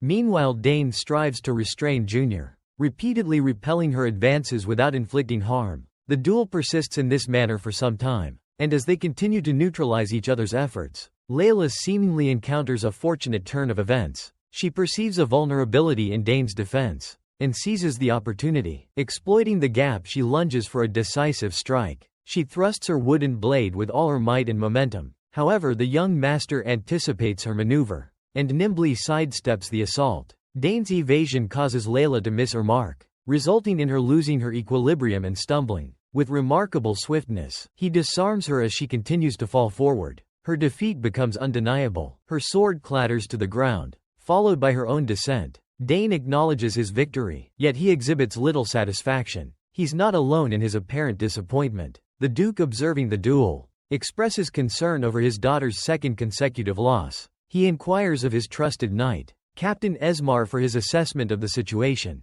He poses the question whether this might temper Leila's arrogance. The scarred captain is caught off guard. Unaware that the Duke was privy to his daughter's disposition, he conveys his astonishment, prompting Thermian to assert his intimate knowledge of his own child. He discloses that he recognized the indications, even before the Dante Cup. Her victory only exacerbated her behavior, leading to a complete transformation. The Duke contemplated admonishing her, but after deliberation, he opted to allow her to learn from her own experiences. Upon hearing this, Esmar commends the Duke's wisdom. He expresses confidence that she will glean valuable lessons through her interactions with Dane. This piques his curiosity about the boy. Marveling at his prowess at such a tender age, filled with anticipation, he inquires about Dane's potential monocore count. As the men converse, another intense round of sparring commences. Leila fights with renewed desperation, driven by a ferocious determination to prevail. Her attacks become increasingly relentless. She unleashes a barrage of deadly blows, but Dane effortlessly parries each strike. Her frustration mounts as she exhausts her deadly techniques. The men's discussion continues. Esmar speculates that Dane possesses at least 3 core. The Duke remains unconvinced. Based on his own assessment, he estimates the boy to have 2 or 3 at most. The captain finds this discrepancy perplexing. He's witnessing the boy's actions firsthand. Bewildered, he questions Thermian's reasoning. The old man instructs him to observe more closely. The Duke has been meticulously scrutinizing the combat. He declares, with assurance, that Leila isn't succumbing to Dane's spearmanship. In his estimation, the boy isn't merely outpacing her, despite possessing superior speed. Rather, the Hex class knight believes Dane's advantage stems from his calculated maneuvers, specifically his strategic positioning. The Duke, having meticulously analyzed the fight, discerned Leila's struggle. She's encountering an unfamiliar style of movement. She's at a loss for countering his tactics, leading to escalating frustration. Time and again, Dane effortlessly deflects her attacks. The mounting pressure begins to take its toll. Perplexed by his impenetrable defense, she demands an explanation. Dane reveals the predictability of her movements. Meanwhile, the Duke and his knight captain continue their dialogue. They concur that Dane exhibits the finesse of a seasoned combatant. This shared observation leaves them bewildered. His level of practical experience defies expectations. Esmar has never witnessed such effortless mastery of swordplay and tactical brilliance. The Duke, equally astonished, finds himself growing suspicious. His astute mind recalls his last visit to Saga's county. He posits that Leila's greatest period of growth coincided with their encounter with the Saga's family. 7 years prior, following their southern inspection tour, Leila exhibited remarkable improvement. This coincided with her initial encounter with Dane. Considering this correlation, the Duke anticipates a recurrence of history. He foresees another surge in his daughter's abilities, as Mark incurs, admitting his own astonishment. Even as he observes the young master's display, he remains impressed despite being the Dander Cup champion. Leila is clearly outmatched. Dane's exceptional skill leads the captain to suspect rigorous training.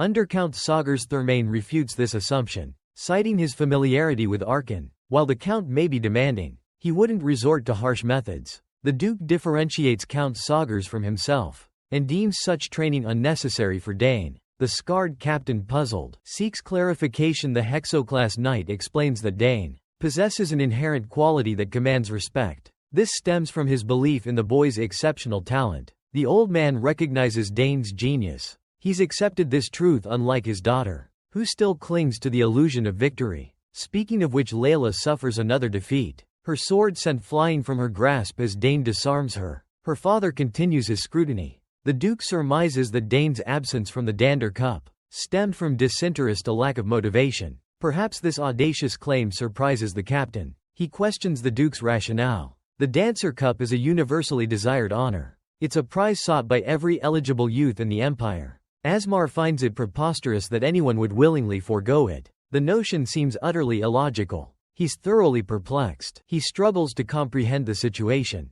No one her age should possess such formidable skills. Yet here he stands, thoroughly dominating the reigning Dander Cup champion. Leila, breathless and exhausted, has expended all her energy to no avail. Her efforts have proven futile. She finally concedes her inferiority to Dane. Her father observes her repeated losses, and trusts that this duel will illuminate her deficiencies. Following this sparring session, he believes she will definitively eclipse her siblings, provided she relinquishes her haughtiness and hones her swordsmanship. The Duke possesses unwavering conviction in this outcome. As he contemplates this, we rejoin our combatants. Leila remains kneeling, gasping for air after enduring numerous humbling losses. Finally, she concedes that this display is precisely what she anticipated from Dane. The realization dawns upon her she is utterly outmatched. She entertained the notion of victory, despite acknowledging the disparity in their aptitudes. However, the magnitude of this chasm was beyond her comprehension. Our protagonist deems their session concluded for the day.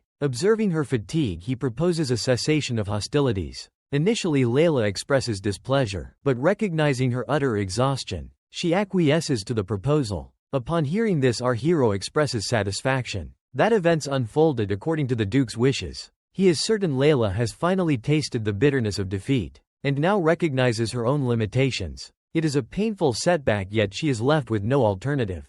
She laments, inquiring as to the nature of his rigorous training. Dane offers a curt rejoinder, stating that he trained with unwavering dedication. This inflames her further, as she believes diligent training to be a universal practice, that anyone would forego dedicated training. As she prepares to unleash another outburst, Dane abruptly silences her by advising her to simply intensify her own efforts. His words strike her with the force of a thunderbolt, leaving her stunned. His simple declaration reverberates within her. She stands motionless, utterly speechless. Observing her state, Dane announces his departure and turns to leave. He begins to walk away, leaving her in stunned silence. She vows to avenge her defeat in their next encounter. He responds with a nonchalant expression of anticipation. This further disorients her, due to his apparent indifference towards her emotional turmoil. Dane was the sole contemporary Leila genuinely respected, and simultaneously he was the individual she aspired to surpass. In a flashback, we revisit the moment he guided her in refining her technique.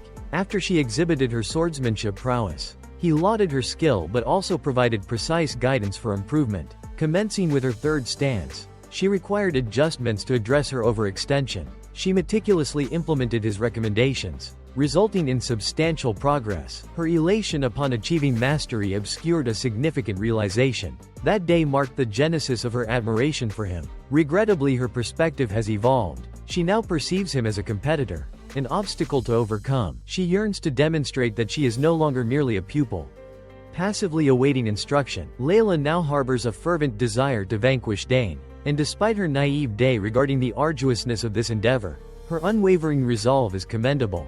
Currently, the disparity in their abilities is evident. This discrepancy troubles her deeply. She grapples with the inexplicable widening of the gap between them. He appears more unattainable than ever before. Nevertheless, she remains resolute in proving him wrong. She reiterates her vow to triumph in their next confrontation. Our narrative resumes with the commencement of the long-awaited ceremony. The Imperial Academy's entrance examination possesses a festive atmosphere. Its significance draws individuals from across the empire to participate in the assessment. The multitude of aspiring candidates, accompanied by their families and spectators, results in thousands converging upon the capital. This year, approximately 6,000 individuals seek entry into the Imperial Academy. This substantial figure stems from the open nature of the application process. Anyone who fulfills the financial requirement by remitting the examination fee is granted the opportunity to participate. This constitutes the sole prerequisite for consideration. Consequently, a diverse array of individuals, representing various backgrounds, partake in this prestigious assessment. However, the sheer volume of applicants does not alter the exclusivity of admission into the Imperial Academy. Of the 6,000 aspirants who dared to undertake this evaluation, a significant portion will falter at the initial hurdle. Applicants hailing from all corners of the empire converge upon the capital and proceed towards the castle, the designated venue for the examination. Within the expansive courtyard, they await the formal commencement of the proceedings. The initial stage of the preliminary selection commences promptly. Its conclusion leaves a mere 2,000 students remaining. These individuals progress to the subsequent specialized assessment. As anticipated, Dane and his rose-haired companion Leila are among this contingent. Following the initial phase, a gathering convenes to discuss the results. One participant expresses astonishment at the 2,000 successful candidates. Another confirms this figure and acknowledges the impending logistical challenges. The substantial number of remaining contenders poses a considerable task. The auburn-haired gentleman seated at the table inquires about the projected number of successful examinees. A colleague proposes an estimate of no more than 200 students. At most, a mere fraction will ultimately gain admittance to the Imperial Academy. The board members exhibit keen interest in the caliber of individuals who will emerge. For this academic year's admissions assessment, several members have already identified promising applicants who excelled in the initial stage. The brunette interjects once more, inquiring whether the preliminary examination results have been released. This inquisitive gentleman is introduced as Professor Sidra Gau. He happens to lead the Department of Thermodynamics at the Academy. In answer to his query, another committee member present states that the results are still being finalized. She expresses her eagerness to discover who achieved the highest marks. We learn she oversees the Department of Combat, specifically Spear Mastery, and is known as Professor Ingrid. While the scores remain undisclosed, everyone shares a conviction that Leila will attain the top ranking in swordsmanship. After all, she hails from the esteemed house of Duke Thermion. Being the daughter of Duke Thermion further solidifies this assumption. The professors unanimously concur, remembering her triumph at the Thermion Cup. They vividly recall her exceptional prowess in the final round. This prompts them to commend Duke Thermion for his children's exemplary upbringing. Another board member, Delfinazo, head of the summoning department, interposes. Delfinazo, who presides over the summoning department, asserts that the swordsmanship department will almost certainly boast the highest scoring candidate, given Duke Thermion's daughter's participation. This seems inevitable. The head of swordsmanship beams with pride. He chuckles with anticipation, declaring it virtually assured his department will undoubtedly claim the top spot. Professor Esterond, distinguished by his ginger hair, exudes confidence in Leila Thermion's triumph. She will undoubtedly be the highest-ranked applicant once the results are published. He believes she faces no significant rivals. However, Professor Drenabo appears to descend. The other department heads ponder when they might encounter a student of comparable caliber. Leila seems to be this year's sole standout. Yet the head of thermodynamics believes they're mistaken. After a pause, he voices his dissenting opinion. He informs the board of his differing perspective. Professor Drenabo unseals an envelope, piquing the curiosity of his colleagues. Professor Ingrid inquires about its contents. He reveals a recommendation he received from the esteemed Sidran. Drenabo elaborates that the letter bears the magical insignia of the prestigious Nixon Magic Tower. This confirms its authenticity. Ingrid reacts with astonishment. She finds it incredible that Sidra would endorse a candidate for the entrance examination. The situation appears increasingly precarious for the swordsmanship faculty. Professor Esterin, visibly agitated, adamantly asserts that this recommended applicant stands no chance against the Thermian Cup champion. In his estimation, Leila will undoubtedly be the standout applicant in this year's examination. However, the other attendees begin to harbor reservations. Murmurs ripple through the room as it becomes evident that the daughter of the legendary Duke Thermian won't be the sole exceptional talent among this year's candidates. Sidra is renowned for his reluctance to take on pupils. Therefore, his endorsement of an applicant is met with incredulity. The whispers intensifying. Professor Drina Bo discloses that the individual mentioned in the letter is already a three-circle mage at the tender age of 14. Unsurprisingly, this revelation is met with astonishment. Alfonso gasps, demanding to know the identity of this prodigious youth. At this juncture, the head of the magic department divulges that the individual in question is Dane Saugers. The others present are stunned, with Estrand exhibiting particular dismay. Professor Drenbo affirms this and then elaborates that the boy is, in fact, the son of Count Saugers. However, this information appears to be common knowledge. The house of Count Saugers already boasts two exceptional talents, currently honing their skills in magic and summoning at the Imperial Academy. Consequently, the department heads are astounded to learn of yet another prodigy emerging from this prestigious lineage. Even the youngest Saugers scion possesses Sidran's commendation. Understandably, they're apprehensive. The board anticipates considerable attention this year. As premier, candidates from the continent's two most prominent families apply. Concurrently, the gravity of the situation is palpable, and the professors recognize the demanding task ahead. Just then, Professor Esterin recollects that the Saugers family is renowned for their spearmanship. The boy's magical endorsement leads the ginger-haired man to deduce that the Saugers family is gaining prominence in the realm of magic. Professor Ingrid interjects once more, expressing disappointment, as she had assumed Dane would pursue spearmanship, because she believed Dane would apply to the spearmanship department. Headmaster Bonnell, although undeniably pleased about the prospect of having Dane as a student, attempts to maintain a semblance of modesty by pointing out that Dane would complement his sister Arabella in the magic department, should he choose that path. Bonnell exudes confidence in securing Dane, believing it to be the logical choice. Given the Imperial Academy's emphasis on magical pursuits, the conversation is abruptly halted by a woman who bursts in, delivering an urgent message to the board, announcing the conclusion of the applicant examinations. Upon hearing this, the professors deem it prudent to review the data to determine their subsequent course of action. As anticipated, a sizable Azure display materializes, showcasing the results. The screen reveals that the swordsmanship department boasts the greatest number of applicants, a staggering 1.367.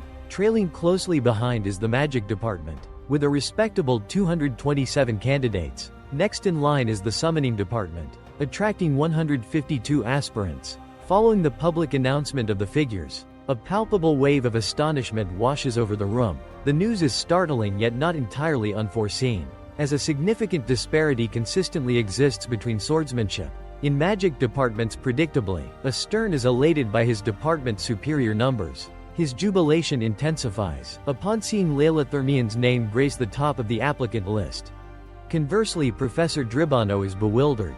After meticulously scrutinizing the entire page and failing to locate Dane Saugers' name, the magic department head, utterly perplexed, conducts a frantic second search, but ultimately concedes defeat. Dumbfounded, the professor remains motionless, prompting Astern to question his certainty, and subsequently reminding him of Sidrane's recommendation letter. Professor Ingrid reveals Dane's absence from her list as well, amplifying the confusion left with no alternative. They inquire with the recently arrived woman about any potential omissions from the list. She confirms the existence of a solitary applicant, registered under the independent major. The four department heads are stunned by this revelation. Due to the extreme rarity of such applications, disbelief permeates the room, as the remaining staff anxiously await the identity of this enigmatic individual. Unsurprisingly, it is revealed to be Dane. Not only is he the sole independent major applicant, but he also achieved the highest score among the 6.000 candidates in the initial examination.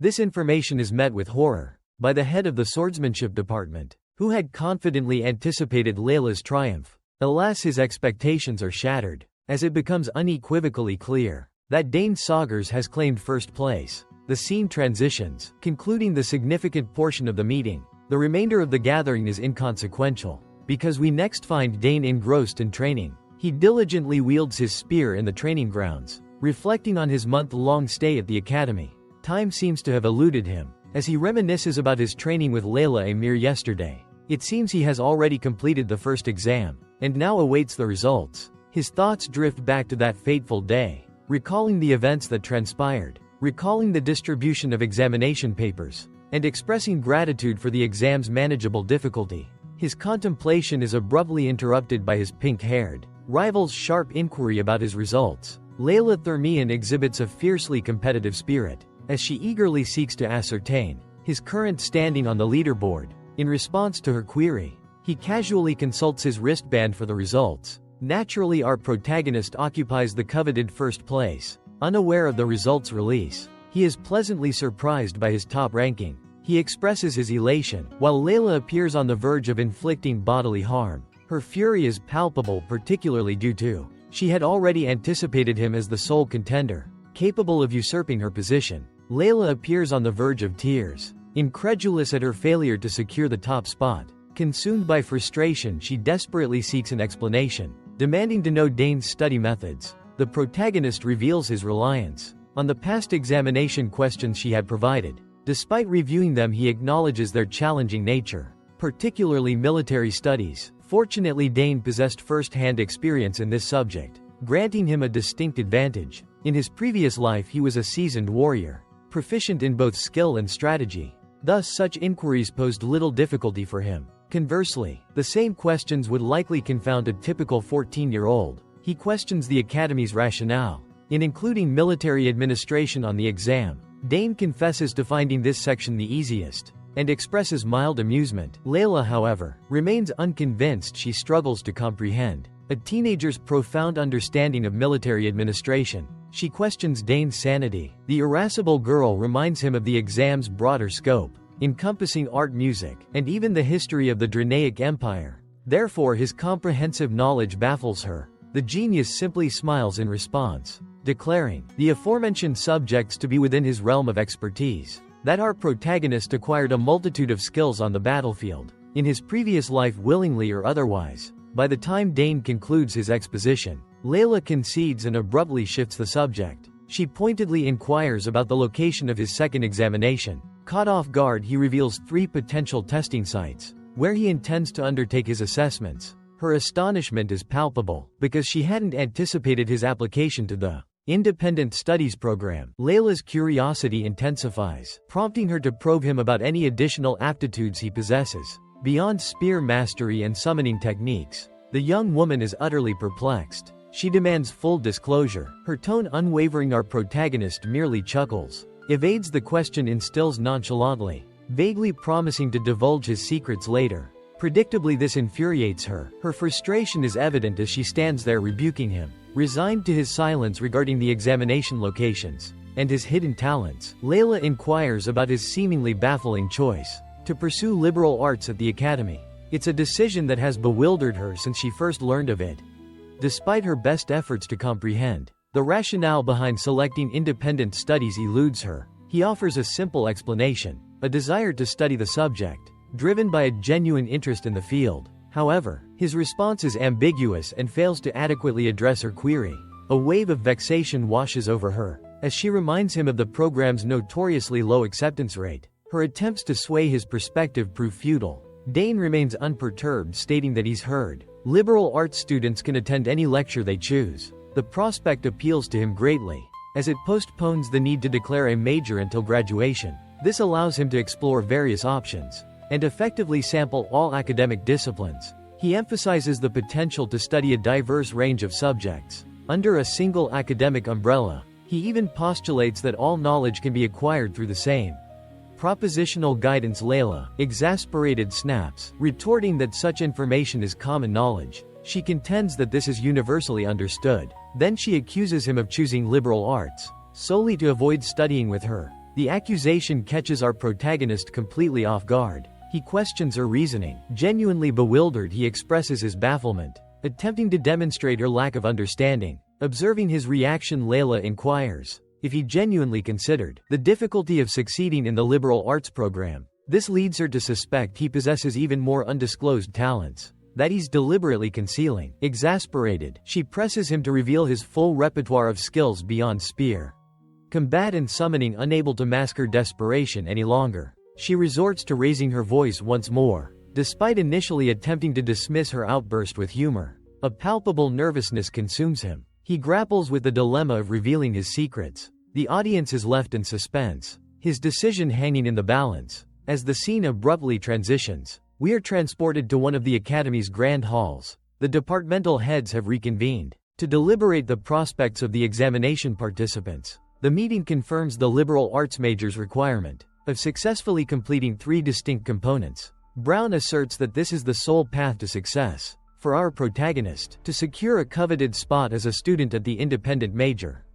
Dane faces the daunting challenge of conquering 3 distinct examinations. However, initially, the instructors emphasize the fundamental incompatibility between spear magic and summoning magic, their cores and circles diametrically opposed. Consequently, triumphing in both assessments for a single individual would be a near impossibility. The triumvirate of department heads presiding over these distinct trials deemed this a predicament of exceptional complexity. Thus, they embark on a quest for an alternative solution.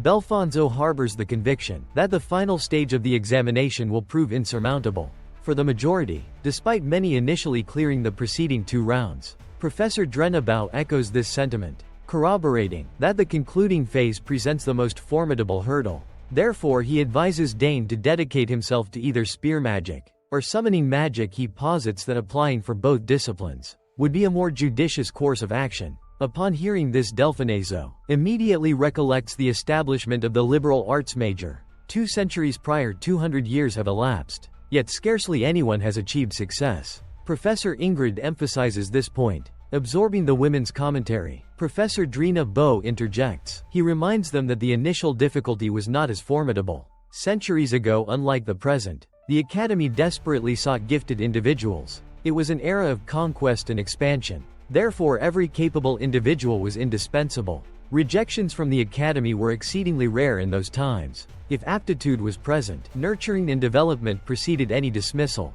However, the contemporary situation is vastly different. Consequently, the criteria for acceptance have become increasingly stringent. This implies that prospective students will strategically select the most advantageous disciplines. This enhances their prospects of acceptance. Professor Ingrid is momentarily rendered speechless by this revelation, but then she inquires about the purpose of retaining the independent studies program, given its lack of applicants for an extended period. Moreover, no one has demonstrably succeeded in completing it. Therefore, she deems the program's continued existence pointless. In response, the Dean of the Department of Magic explains that the program endures due to its symbolic significance. Granabo asserts that it represents an exclusive pathway reserved for the Empire's most exceptional talents. Upon hearing this, Delphine contemplates momentarily, then concedes its inherent value. Nevertheless, she believes the program has aptitude, retaining only its former prestige. At this juncture, Professor Danabo produces a document and slides it across the table.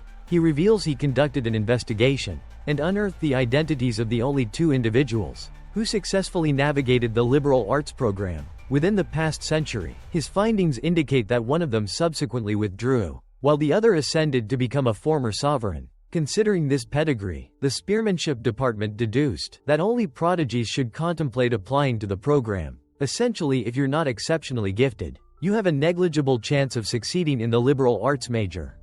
That's the prevailing sentiment. However, Delphine so suspects Dane might possess potential. She postulates that, if he embodies the legendary son of the war hero archetype, then there's hope. She confesses her anticipation to witness the unfolding events, as the saga's lineage is undeniably distinguished. From their perspective, the youth could be the generational talent they've awaited, or simply an arrogant youth. Irrespective of this, Professor Drina Bo cautions them against rash decisions, as they hold esteemed positions that demand respect within the Imperial Academy. The 2 women in the chamber concur. After a momentary pause, he lifts his teacup for a sip. He concludes that their optimal course of action presently is to observe the unfolding events. The educators wish to ascertain if our young man possesses the audacity To delve into the realm of symbolism, the setting transitions once more. Subsequently, the second evaluation commences. We are now situated within the examination hall. The three professors overseeing the youthful applicant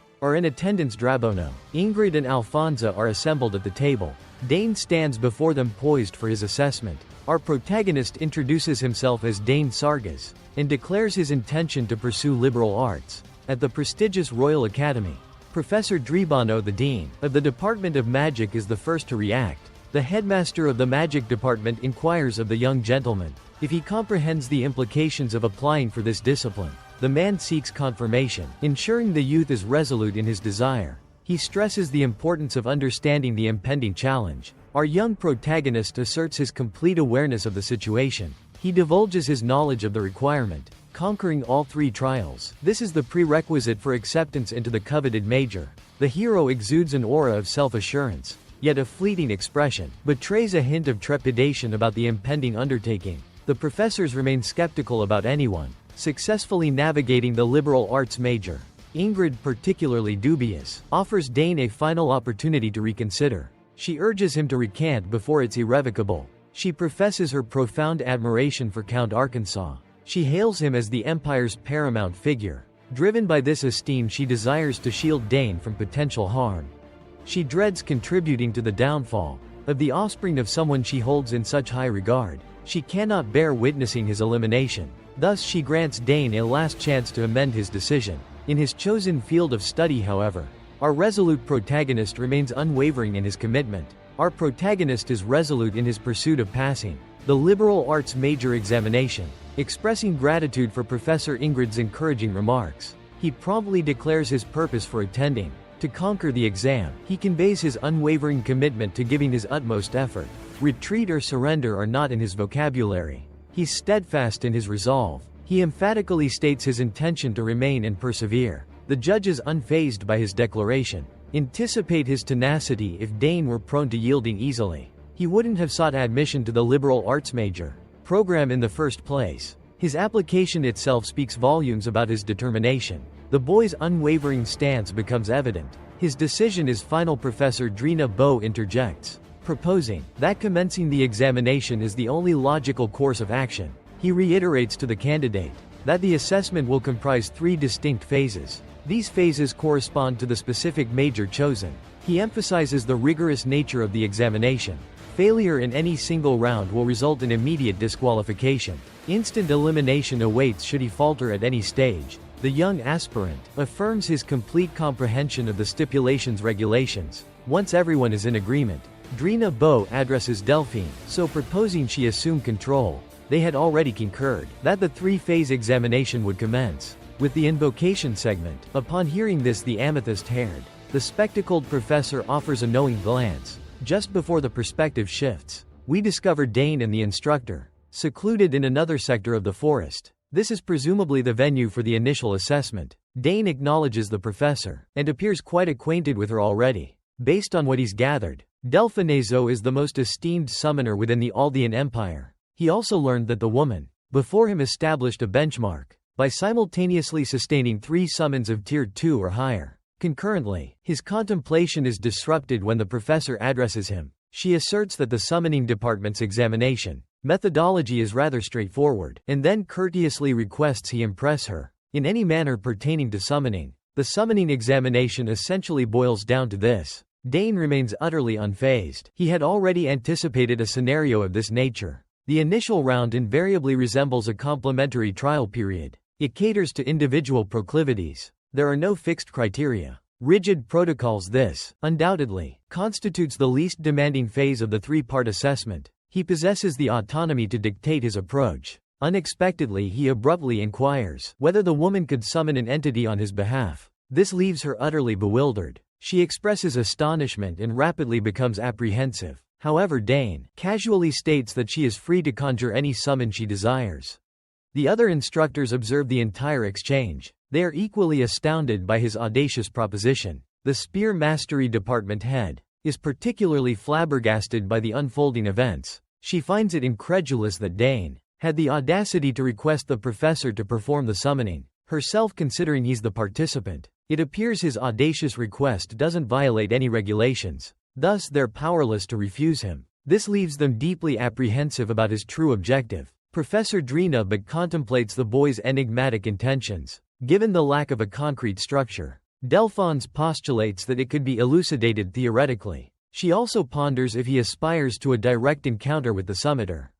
After a moment of wavering and deliberation, she acquiesces and chooses to humor his gambit. The violet-haired professor pauses in contemplation before concluding. It's permissible despite the audacity of his actions. He finds them intriguing. She's prepared to indulge him and discern his ultimate goal. It's also rather vexing, as she was unaware such maneuvers were even permitted. Now that Dane has successfully manipulated the examination to his advantage, she escorts him back to her colleagues. Then she commences her invocation incantations. An uncanny and potent energy radiates from her form. As she continues to utter the arcane incantations, the ritual swiftly concludes. By the time she senses the spell has reached sufficient potency, she invokes the final summoning. This exertion generates a formidable and awe-inspiring war that permeates the surroundings. It serves as a testament to the department head's immense power. A thunderous roar reverberates throughout the area, a consequence of the summoning spell. The woman's orb practically engulfs the entire space. Moments later, two men materialize from a warp portal. Both appear to be unconscious. Professor Ingrid Andronova also observes this event, and is utterly aghast by the spectacle before her. It becomes apparent that the two men who abruptly appeared are not who the spearmanship department had intended to summon. They gasp in terror as they scrutinize the scene further, and behold a colossal lupine beast emerging from the portal. The two instructors at the table appeared to be on the verge of soiling themselves. Upon witnessing the terrifying visage of the lycanthrope, from its razor-sharp fangs to its lethal talons, the werewolf fully materializes from the quivering portal, and unleashes a thunderous roar. The professors recognize this beast, due to its distinctive skull and blazing crimson eyes. Therefore Ingrid instantly identifies the werewolf as he direct. The deranged conjurer, it seems. This is the individual whom Delphine so summoned to assist Dane with his invocation request. The creature snarls menacingly at our protagonist, but he remains steadfast, displaying no trepidation. The werewolf appears ready to tear the young lord limb from limb. But perhaps that's simply their natural demeanor. Dane finds the sound utterly chilling, and it's evident he didn't anticipate this. As far as our young hero is aware, Edric reigns supreme amongst the formidable level 4 summoners. This signifies a potential predicament for the young master. The menacing werewolf, looming mere feet from the young master, is notorious for assaulting any entity within its vicinity. Regrettably, at this juncture, Dane represents the nearest obstacle. Therefore an imminent and swift assault upon him seems highly probable. This unfolding scenario induces a degree of unease in the young master, since he harbored minimal expectations regarding the initial stage of the entrance assessment evaluation. The summoning segment was anticipated to be a trivial hurdle for him.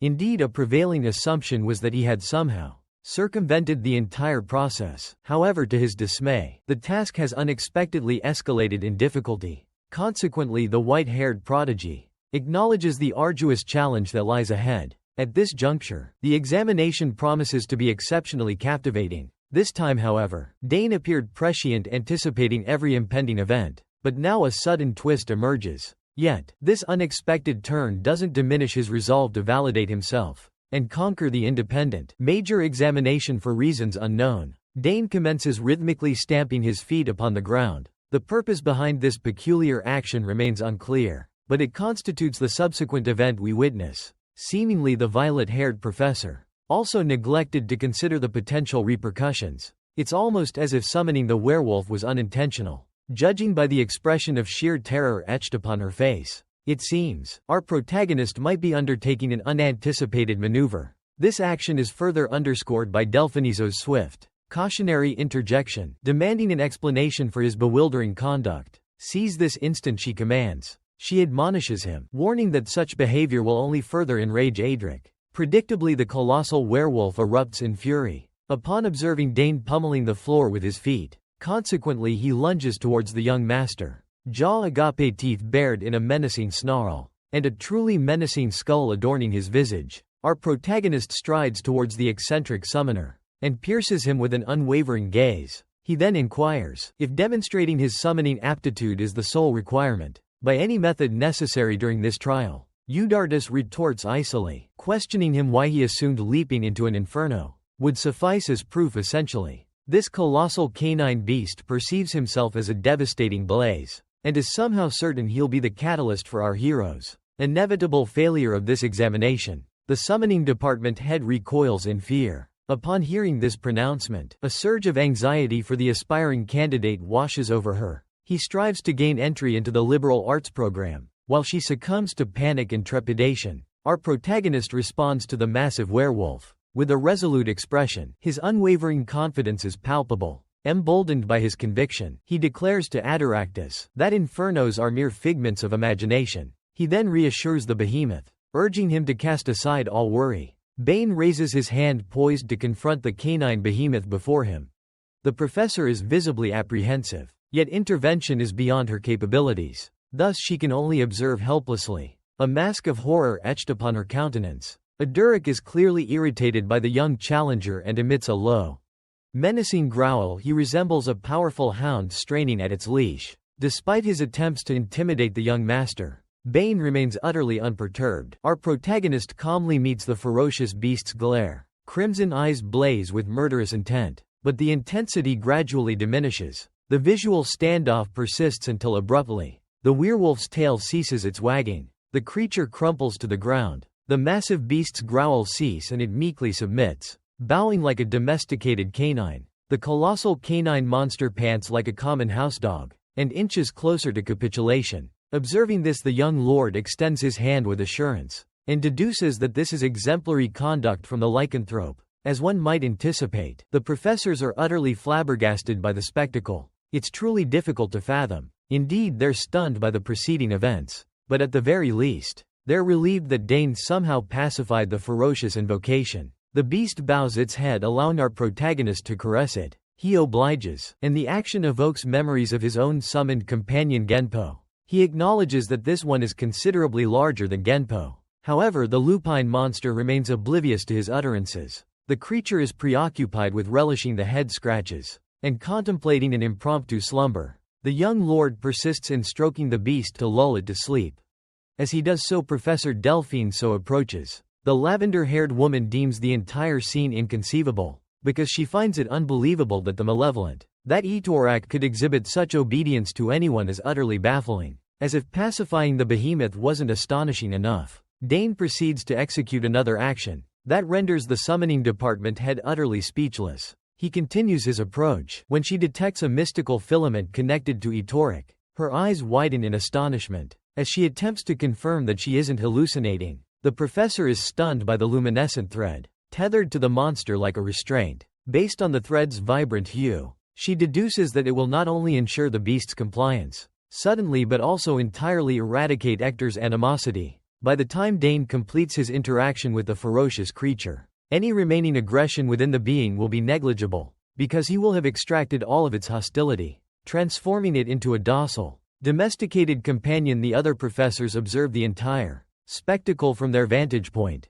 and the scene unfolds before them like a surreal vision. The director of the spearmanship division is utterly flabbergasted by the spectacle she just witnessed, so astonished in fact that she rises from her chair attempting to comprehend the scene. She appears utterly dumbfounded. The Dane somehow subdued the monstrous creature. She ponders if the boy employed some form of innate empathy. Conversely, Drebano erupts in maniacal laughter, vehemently rejecting the reality before him. Despite witnessing the events unfold with his own eyes, he remains in denial. Recall the two individuals summoned by Delphine earlier. Well, it appears they weren't unconscious after all. They are fully conscious, yet likely feel as though they're still dreaming, having just observed the impossible. The remaining onlookers are still reeling from the young master's feat, but the summoning department head feels compelled to investigate. Further, she desires a closer examination of that magical thread. She contemplates the possibility of replicating a similar magical conduit and establishing a connection with herself. It seems she harbors ambitions of acquiring the feral beast for her own purposes, then subsequently domesticated it.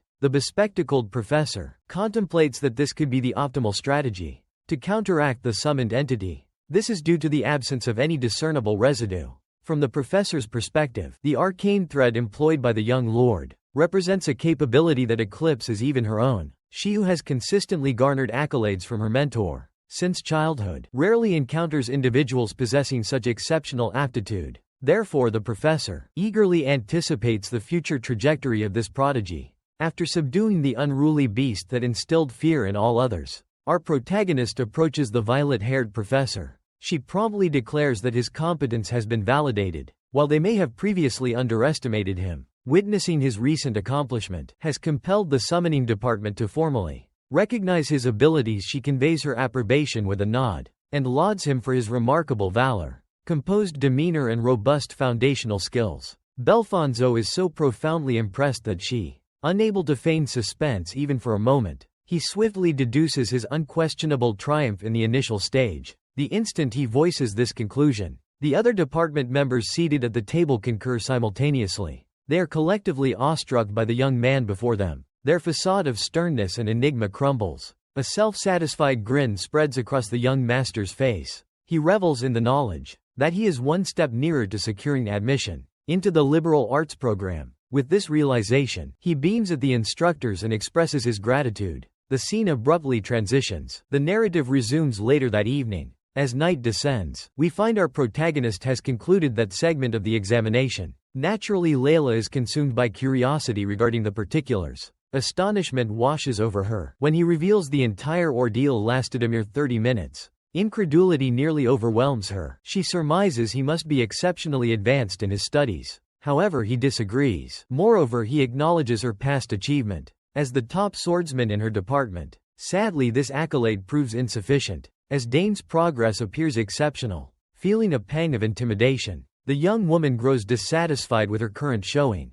Dejected, she receives solace from our protagonist, who reminds her of the celebratory feast she hosted. For their passing grades, he hopes the prospect of food will elevate her spirits. Unfortunately, Leila chooses to succumb to melancholy. Declaring her appetite lost, she urges him to indulge himself further. Her distress palpable, tears well up in her eyes. Overwhelmed by the chasm of talent separating her and Dane, words failed to capture the emotion, but its unpleasantness is undeniable. Crestfallen, she turns into parts. Head bowed, our hero perceives her inner turmoil. He calls out to her, hoping to alleviate her distress, but as he attempts to pursue her, Duke Thermian himself emerges. The elder statesman obstructs his path and informs Dane that Leila desires solitude. At this moment, he recommends that the young lord allow her some privacy. When Dane tries to object, the Duke reassures him of his daughter's well-being. The Hexoclass Knight advises our protagonist against undue concern for Leila. He then inquires whether the gifted youth has contacted his father.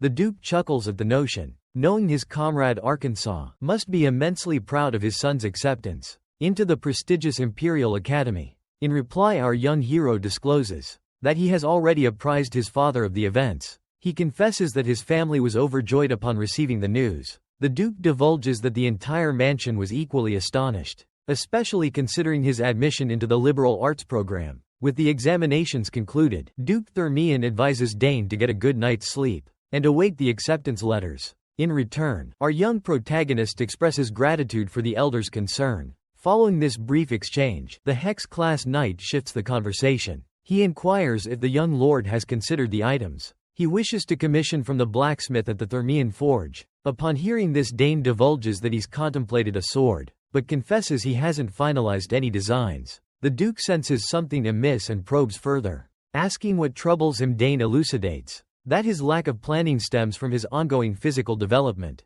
Consequently, he's uncertain what type of blade would be suitable. Despite this current predicament, the young master remains determined to contemplate the matter. He believes this presents a valuable opportunity for reflection. Duke Thermian chuckles softly and reassures Dane that there's no need for haste. He imparts wisdom, advising the lad to arrive at his decision at his own pace.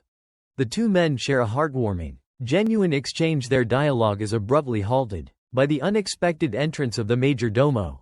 The attendant proposes that Duke Thermian might now choose to visit his spouse. The Hex-class knight affirms his intention to do so. Recognizing his duty, he feels compelled to be by his ailing wife's side. Acting upon this impulse, he departs, leaving Dan Saugers outside. As the Duke and the steward disappear within, the young man observes their retreat. He deduces that the Duchess's affliction persists, without complete resolution. A melancholic realization washes over him. Compassion swells within him for the Burden family. As if sensing his inner thoughts, Leila materializes once more. She conveys that her mother's symptoms have not deteriorated further. A sense of gratitude pervades them for this small mercy. However, this doesn't alter the unfortunate reality that the Duchess remains unwell. Leila divulges that this agonizing status quo has endured for years. Dane gazes at her, his face etched with profound compassion. He's overwhelmed with empathy for the young woman in her family, who have endured this hardship for years. Dane reflects on his own fortunate life,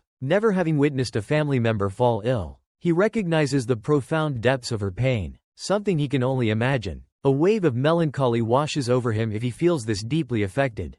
He contemplates the immense burden Leila must be carrying. Resolved, he decides to console his cherished friend. The scene transitions abruptly. We rejoin our protagonist 2 days later, at the prestigious Imperial Academy. Students mill about the grounds, engaged in lively conversations. Shortly thereafter, the newly matriculated students assemble for their inaugural gathering. In the courtyard they are greeted by the Academy's headmaster, the esteemed Aquil Hammond. He expresses his delight in welcoming the latest cohort of Royal Academy students. He lauds their success in navigating the intense selection process. The applicant pool was undeniably vast. However, these are the select few who persevered to the very end. Their accomplishment brings him immense gratification. To witness them within the hallowed halls of his institution fills him with profound pride. Consequently, he believes the Empire's prospects are exceptionally promising. The camera pans across the assembly grounds, showcasing rows of students. Each student is adorned in their crisp new uniform. The principal guarantees them that every individual present represents the pinnacle of the Empire's talent. He regards each of them as invaluable assets. Hence, he's deeply honored to have them enrolled in his academy. From what he's gathered, he can verify the presence of numerous exceptional individuals. This is particularly true among this year's incoming class. The majority of the newly matriculated students beam with self-respect. They listen intently as the principal extols their virtues. A sense of privilege washes over them. They're immensely pleased with their achievements thus far. The headmaster of the Royal Academy resumes his address, and that's when he discloses that one of the incoming students successfully completed the liberal arts major entrance exam. The headmaster divulges that only 2 individuals have accomplished